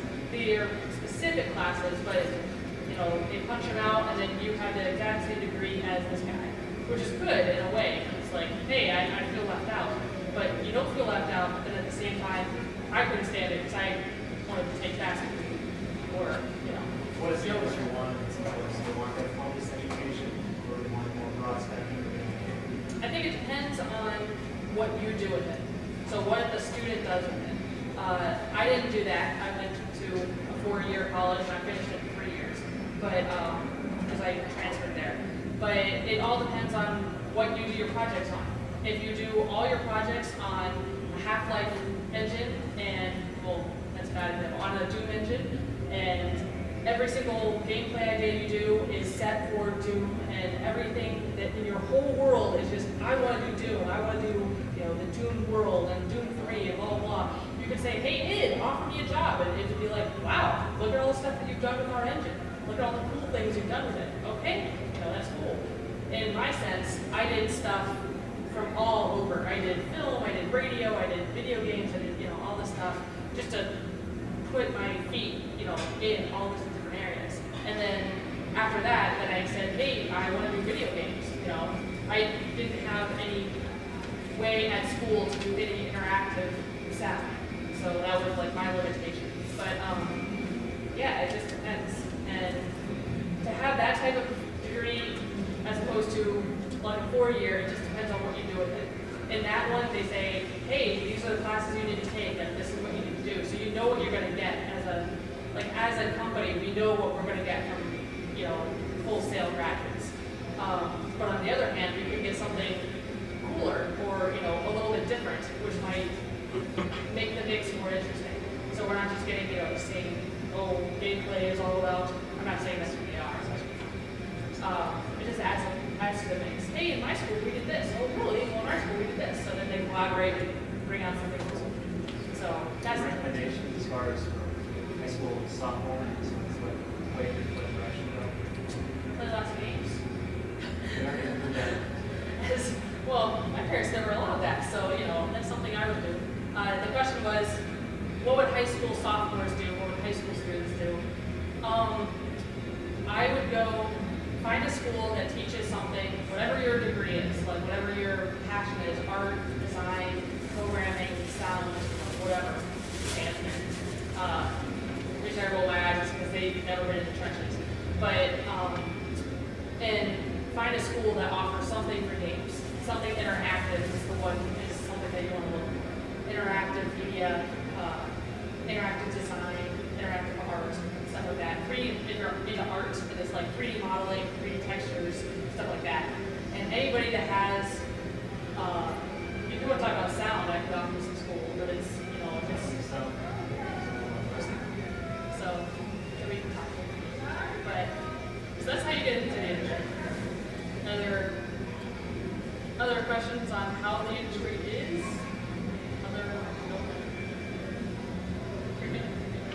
Do they respect like a computer science degree at all? It doesn't have anything to do with Kind of, sort of. It depends on what projects you do. So the question was, does a computer science degree get you anywhere? It kind of does. If you take what you learned in those classes, and then if you make a game out of it, or if you do something that involves games, then yes.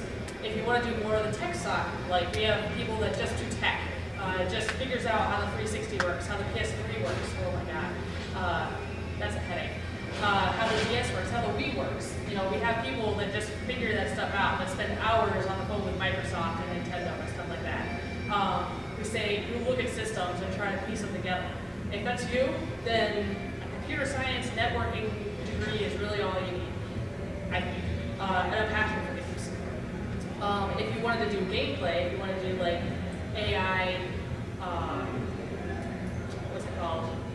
Directing AI, programming AI, then you should take your projects, like anything you have to do for school, turn them around and put them towards games. Tell your teachers ahead, say, hey look, I want to be a game designer. And so all my projects are going to revolve around that. And if you're really passionate about it and you're already spending your free time doing something like that, then you've got it in the hole. And it's just a matter of like, then it's the whole networking thing, passing business cards and smiling and saying, hey, how's your kids? That kind of thing. So, you're laughing. You know how it is. So yeah, that's kind of how it is. If you take stuff that you're already doing now, related to games, then you're pretty much okay. Okay, if you can't really take classes for games, where would you learn like console programming? Like, Where would you? Is there like books for a good program? There may be. You could. Where would I do that? Go for it. One of the open consoles is where you probably get to start at the Game Boy Advance or something like that. There you go. They like offer development I'm a sound designer. I don't know. He wants to know how he would get started on like game, Xbox programming and stuff like that. Yeah. Well, Xbox is mostly DirectX, so you could get a lot of experience in Windows. Okay. Just going with Windows programming. There's a lot of good books on DirectX programming. So, and I'm sure you can find a console. I know this guy over here. He takes apart consoles and he tries to put new cartridges in them and cartridges that he makes and stuff like that, which is crazy for me. But yeah, I mean, you learn a lot of stuff in the field too. I mean, I didn't go in saying, hey, I know everything. No, there's a lot of proprietary tools that you learn, but it's all about how much stuff do you already know and then how open are you to learning new stuff. Because nobody reinvents the wheel. It's not totally brand new. But if you already know one program and you're like, oh yeah, this program's kind of like this one, and it's kind of like Windows, and so on and so forth. So then you can kind of figure it out. If you're good at that, that's awesome. That's usually what happens. I'm speaking. Do you have any other like favorite systems to work on? On the flip side, do you have a least favorite? My least favorite. Okay, I love the PS2 if I'm only working on the PS2 because it has a very awesome, as a sound person, it has a very awesome sound tool. And when I worked at Sony, it was like a dream to be able to script sounds to say, play this 5 times, then stop, then do this, and pitch shifting. Like I had pitch shifting back then. I don't have pitch shifting now, so it's kind of a drag. Right now, because we're multi-platform and we're making a game for the PS3 and the PS2, the PS2 is my least favorite because I have to have 8-bit sounds and 11.25, if you know anything about sampling rates. It's like the lowest of the low. It's almost as cool as the Atari or something, but a little bit cooler than that. The GameCube was limited because of the disc space, so a lot of my music had to be downsampled. A lot of the movies had to be downsampled, but it was probably the funnest console that I ever, like my game was funner, more fun on that console. The Xbox is the Xbox. I don't have one. I refuse to get one just because I'm anti-Microsoft. But yeah. No, I mean, there aren't that many games. I played Jade Empire on the company one, and I loved that, but that was about it. It was like, sweet, okay. I won't buy the 360 because it's too expensive. I won't buy the PS3 because that's going to be like $700, and I could use that and pay a month's rent. So, yeah, that's pretty much it. I still have my PS2, still going to have it. Will buy the Wii because that looks just like a lot of fun. I don't know, DS games, if I ever had the opportunity to make a DS game, I'd be all over that. It would be so much fun. Even if I had to make like crappy sounds, it would still just be fun, to play on it. So, What did you do on Hot Shots? Okay, so there's a very tedious task called VO editing, and it's where somebody's talking and is saying all the lines, and they say a line 2 ways or 3 ways, and somebody has to chop up all the VO and then label them, or take the best take and then throw out the rest. So these sessions, typically a VO session is 4 hours, and they had 16 characters. So 16 times 4 is 30. 64, yeah. My math's I'm a musician, I only have to count to 4. So, yeah, so I had 64 hours, of stuff to go through, chop it up, listen to this guy say, oh, right, nice shot. All right, nice shot. Like that, over and over again. And it's a golf game, so it's, they say some really crazy things. And I had to cut up all the catty stuff, all the extra little stuff, and then process some of it. Like Clank was in there. I don't know if he made it to the final game, but then I had to process Clank's voice. I had to normalize everybody. I had to make sure that the Sean Connery sounded like Sean Connery, and EQ it a little bit or take off some of the trim and so on and so forth. So that's what I did. That's the job that they give to interns. But I got paid, so. How many times did you have to do sausage? Oh my gosh, I remember that. That's the big Bertha movie, isn't it? Oh, yeah. That was so good. I'm gonna cook you in oil. There's literally some reasons, but the nice thing is after you do that, you permanently have those characters stuck in your head, and which is a good thing for an audio person because now I'm like, oh, well, Ratchet is the same guy as Iceman, which is the same guy as this game, in this game, and so now you memorize their voice. So if I hear him on a commercial, I'm like, that's, Jonathan Taylor Thomas, or John Arnold Thomas, or whatever his real name is. That's Ratchet, because that's what the game is. But yeah, it's not a fun job, but it has to be done, and I got paid, so I can't really complain. It's not the worst job. Definitely getting coffee for when you're an intern is the worst job. That was a nice thing. When I was an intern, I actually worked on the project, and something very few interns actually get to do. I was in charge of all the cinematics, which is keyframe animations, if you guys are familiar, but you say, okay, here's the animation, you just click, okay, there's frame 1, frame 2, frame 3 steps down, frame frame 4, he takes his foot up, just slightly though. Frame 5, he actually steps up, and then by frame 10, he steps down again. That was my job, is to put every single footstep into all those cinematics. Every whoosh that they may do with their arms, every clothing whoosh, every, stuff like that. Make it fit in the memory. That's the hard part. On the PS2, the sound memory, you only have under 2 megs. So whatever 2 megs is, actually you only have about 20K to put it all in. That's a lot. That's like a tiny amount of space. I always complain about it, but if you're just doing a PS2 title, it's okay. But if you're doing cross stuff, it's not. Other questions? Sorry, I'm speaking so fast. Go for it. How much do you get to someone get to determine where they end up geographically? Like, you have to end up in you have to go to California if you really want to get in. Right. So his job is how much can you determine geographically, like where you want to end up? I would never live in LA. I already decided that. I don't care if I get fired from every other company in the world. I'm not moving to LA. That's my choice. I cannot apply to LA companies. And by that standard, I can say, I'm never going to live in LA. I can apply to a company in Iraq. I would rather take that than go to LA. Unfortunately, though, there's not game companies everywhere. Maybe in 5 years, or maybe 10 years, there will be. But right now, there's only 2 in Madison, and there's 1 in Green Bay, and maybe there's 1 in Milwaukee, but it's really small and empty. There's a couple in Chicago, so there's like, you kind of figure out where they are, and Gamma Sutra is a great website that can tell you all that information.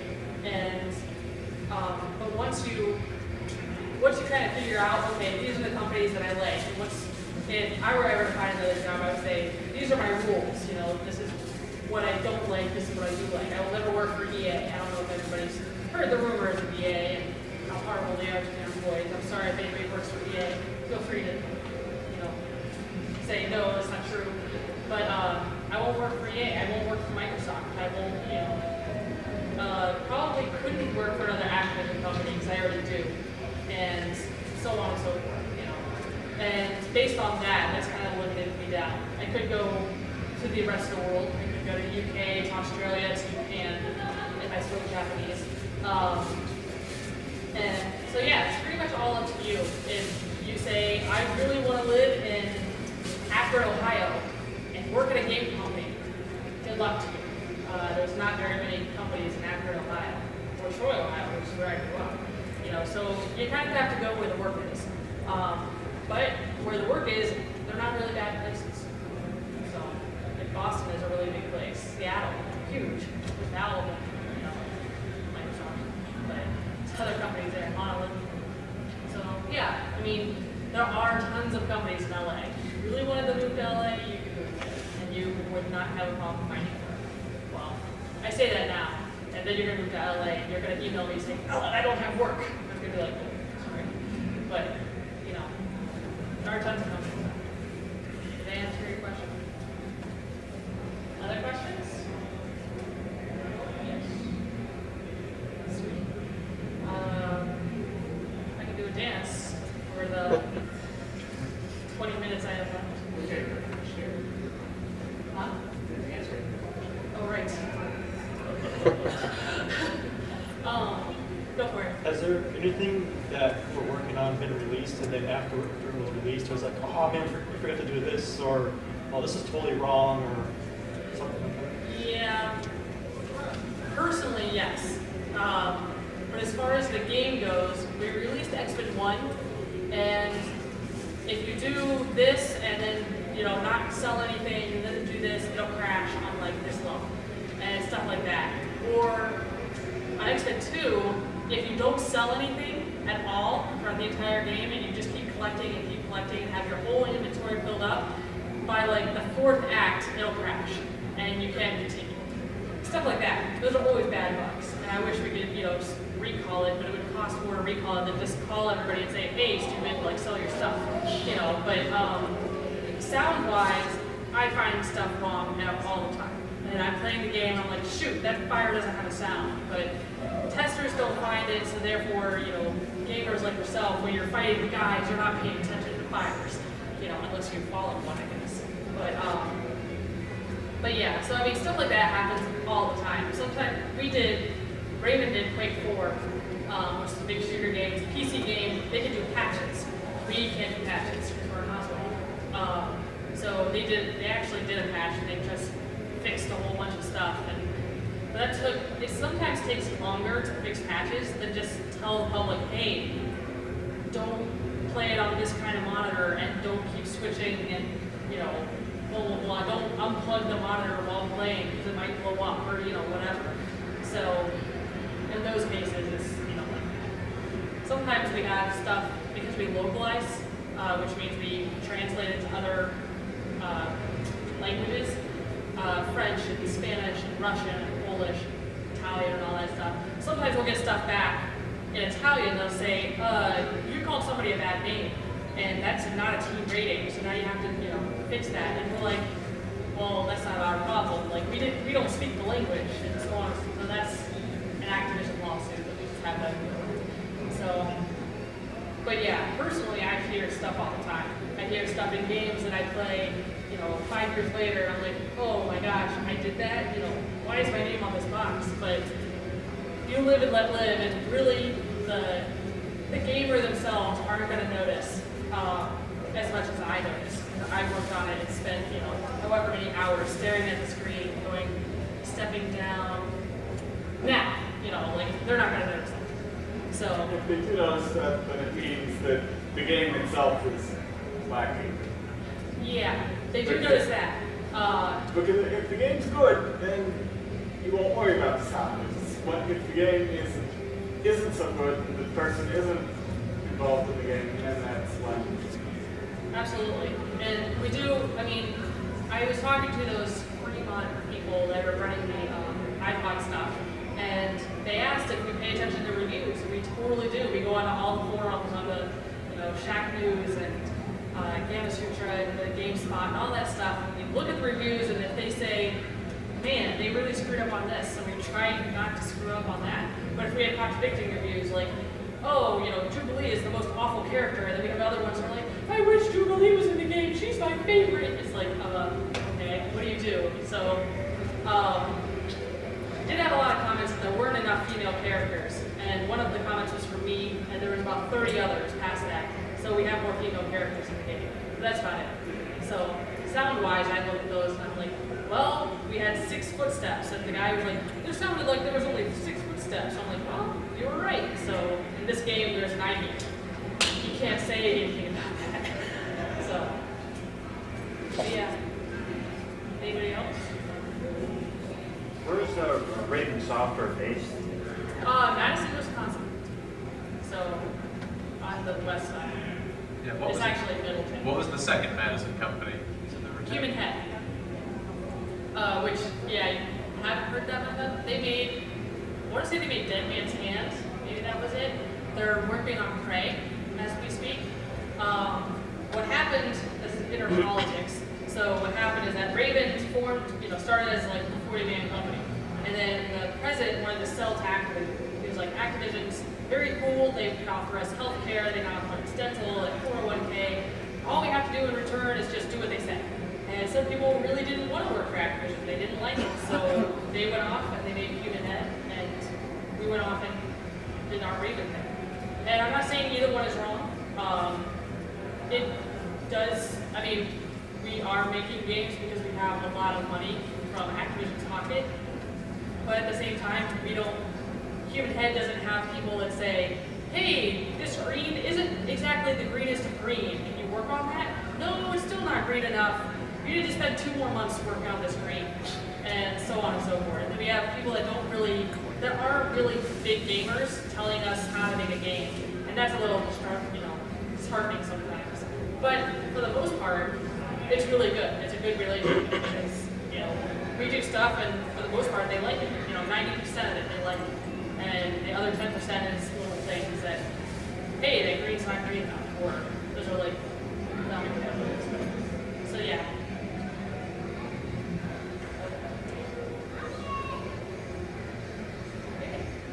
I'm gonna be up here taking questions. Sorry I'm like spoke so fast. I guess I'm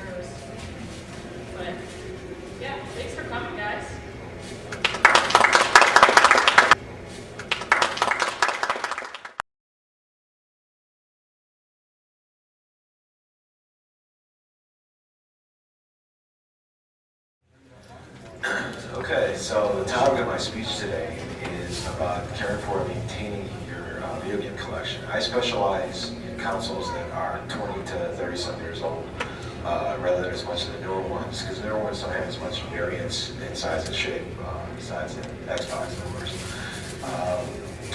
But how I usually like to do these things, I like audience participation and interaction, so if at any time you have questions or you want me to talk about something specific, just go ahead.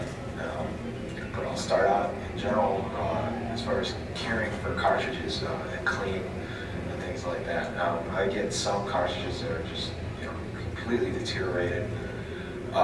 They have rust on some of the cartridge contacts, like with the Odyssey, the original Odyssey, or they'll have all sorts of grime build up the label we have going, or it'll have writing on it. So what I'm concerned with as a collector is A, how do I give it back some of its collectible quality, and B, how do I make sure that that doesn't go away? So the first thing I'll usually do is for the plastics on the cartridges, whenever you're dealing with something that has paper on it, as in older cartridges, you generally want to use soap and water, lukewarm, to clean the area. The problem is with most cleaners, they will deteriorate the label right away. So you've got to really be careful about that. Lukewarm soap and water you can actually put on the cartridge label itself too, without it oversaturating, without damaging the label. You just don't want to run too hard, obviously, because some labels are notorious for different problems that way.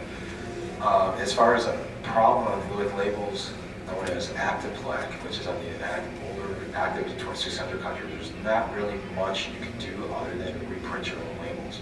And there's a number of sources on the web as well that actually print new labels. You already have a sticky backing, so you can take your cartridge and make it look like new. As far as cleaning the contacts on cartridges, yes? What about if you have a label that still is in decent shape, but the glue has broken down on it and it's attached? You want to use a light glue that's not going to be too thick and cause bubbling or anything like that. I generally use, of all things, super glue, believe it or not, because it spreads out very thin. And you just got to make sure that you put little dabs, because it spreads out very thin, it'll sometimes leak out coming on the label and things like that too. So just put little bits in exact spots. But for cleaning the contacts, as I was saying, usually you can use any type of rubbing alcohol or alcohol-based clean solvent. The easiest thing for me is I take alcohol pads that kind of use for custom scripts and wrap them around keys. And I use that to actually, because you can rub in there real nice. Otherwise, the way some cartridges have the overhanging lip, it's very hard to get in there. It's a problem with some of the, I'm trying to think of the company, but generally it's any of the companies that, like Parker Brother cartridges and 2600, things like that, they have a long overhang over it. As far as the controllers and things like that, I generally try and take mine apart and give them a once over as far as the mechanics. Don't be afraid to do that. Most of the older controllers don't have a lot of movable parts inside. The most you'll deal with is sometimes like obscure things like maybe a spring or two and things like that. But generally, you'll be dealing with a contact, plastic contact, and a circuit board, and then that's pretty much it inside. Sometimes you want to clean the circuit board itself. You can use an eraser for that. That's a good thing for like Atari 5200 controllers. They have an actual type of membrane pad inside for the contacts that are notorious for problems with the contacts itself, because the button pieces actually have different types of metals for the contact itself to push against it, so you can rub those with an eraser and rub off the contacts itself in the circuit. And again, as far as for parts for most controllers, they're easily available on something like eBay, or if you're talking about Atari systems, there's a plethora of different places that still sell original repair kits and things like that.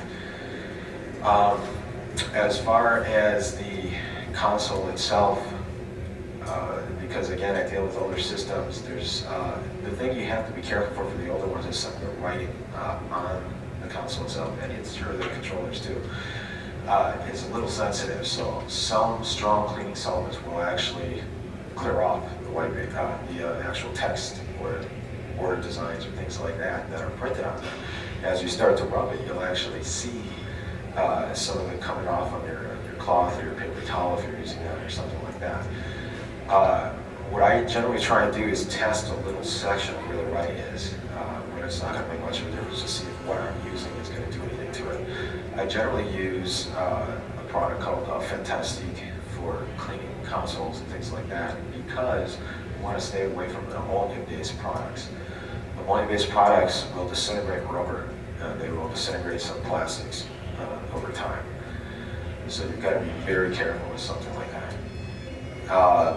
As far as for things like sticker pricing or other things that leave a lot of muck on there, you know, because you never know where you're gonna pick up your console or controller or cartridge from.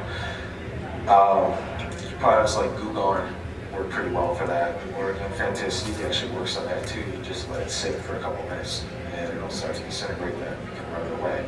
Anytime, yes? How do you get off price tags that are like directly out of the sticker itself? So the price tags are actually Yeah, that's an issue. The easiest thing you can do is take a razor blade, not cutting into it, but just actually so you can get into the underneath the label set and peel the corner and try and peel it off.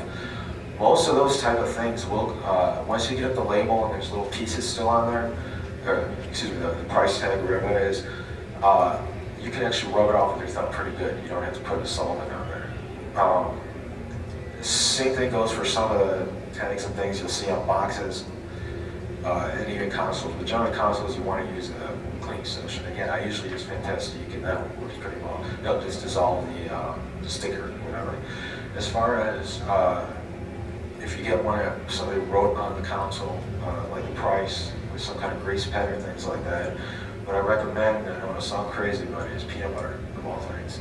Just a little bit, you take a paper towel and rub it around, and it starts to dissolve the base of the oil marker, which is usually what it's made out of.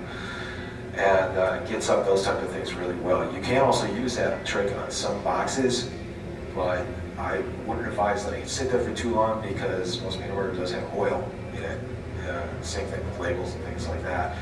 So there's a little more of an issue there, but on the hardware itself. Generally, as far as getting into grooves and things like that, the easiest thing is a stiff, pliable piece of paper, like paper toweling or things like that, that you can actually mold, spray the cleaning solvent on and mold and get into grooves. I'm talking about things like on a Genesis, you'll have some of the grooves that actually run along that you may not have noticed, and that's the easiest thing to do for that. Other consoles like a 2600, I will actually take apart, take out the internals and just take the cases and wash them directly in a sink with soap and water. That's the safest thing because depending on what model of 2600 you have, some of the printings for the level switches and power and things like that will come off with different solvents. That's something I personally found, much to my dismay a few times. So that's something you really want to look out for as far as that. Again, I really recommend you digging in there, just like with the controllers, older consoles, open it up and clean it out because you'll find all sorts of garbage in there that you don't want, whether it's bugs. You know, I've taken things up from thrift stores and had like a giant centipede crawling out in the middle of my kitchen. It wasn't too happy about that. Yeah? Would you recommend it to get good tools as this take apart these other consoles? Older pre-NES consoles are generally going to use standard screwdrivers and screws. NES? NES, that is more of a problem, which is why you're asking. There are a number of sources online, if you do a Google search, that do sell the special shaped screw head that you need for that. If you also go to a tool store, any type of tool store, they usually sell those as well now. It's not as big as an issue. It was more of a standard in the video game industry during those mid to late 80 years.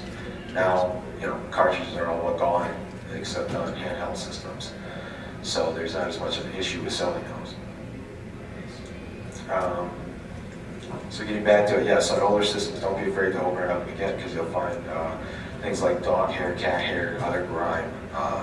As far as cleaning the circuit board and things like that. Fantastic again works well. You want to make sure you ground yourself because there are on some of them some chips that you can screw up through static electricity. For something like the Vectrex, don't open it up. There are giant capacitors in there. You will shock yourself if you don't know what you're doing because it has a built-in monitor. I know some of you guys in the back are laughing, but I have heard of people doing that. So it's my obligation to warn people. There are a number of people who do fix Vectrexes, and they'll install some new components and things like that again. And again, just do a Google search, and you'll find it comes up very easily. Any other questions so far? Okay, as far as storage, the obvious answer for different items is type of bins you get from Walmart or from Target or things like that. You want to, if you care about the condition of your box, you want to make sure, A, if it has like moldings for wheels underneath, other things like that, lay out some cardboard and then lay out some bubble wrap.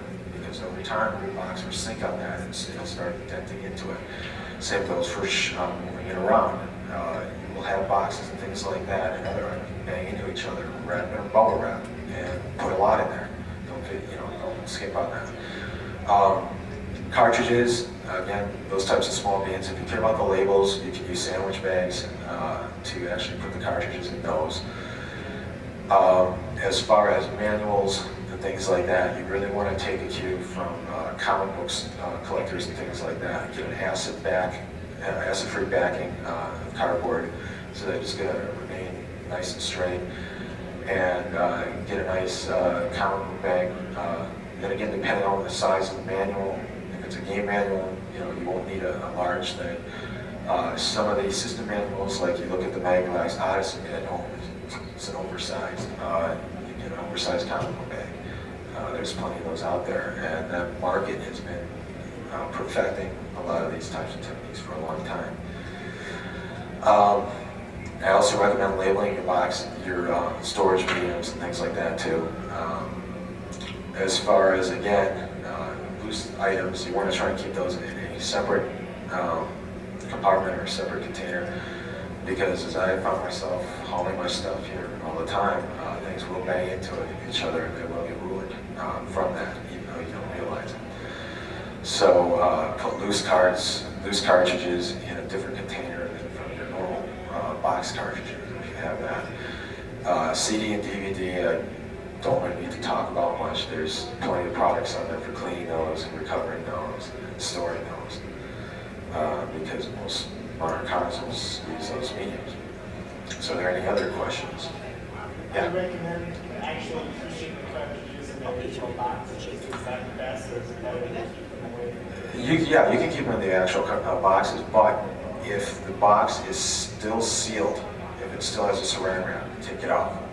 Because the saran wrap over time, or whatever sealant that they use, not necessarily saran wrap, but any type of that material, constricts over time and it will start warping and crushing the box. So I know a lot of people love to buy that kind of stuff off of eBay, new still box and sealed.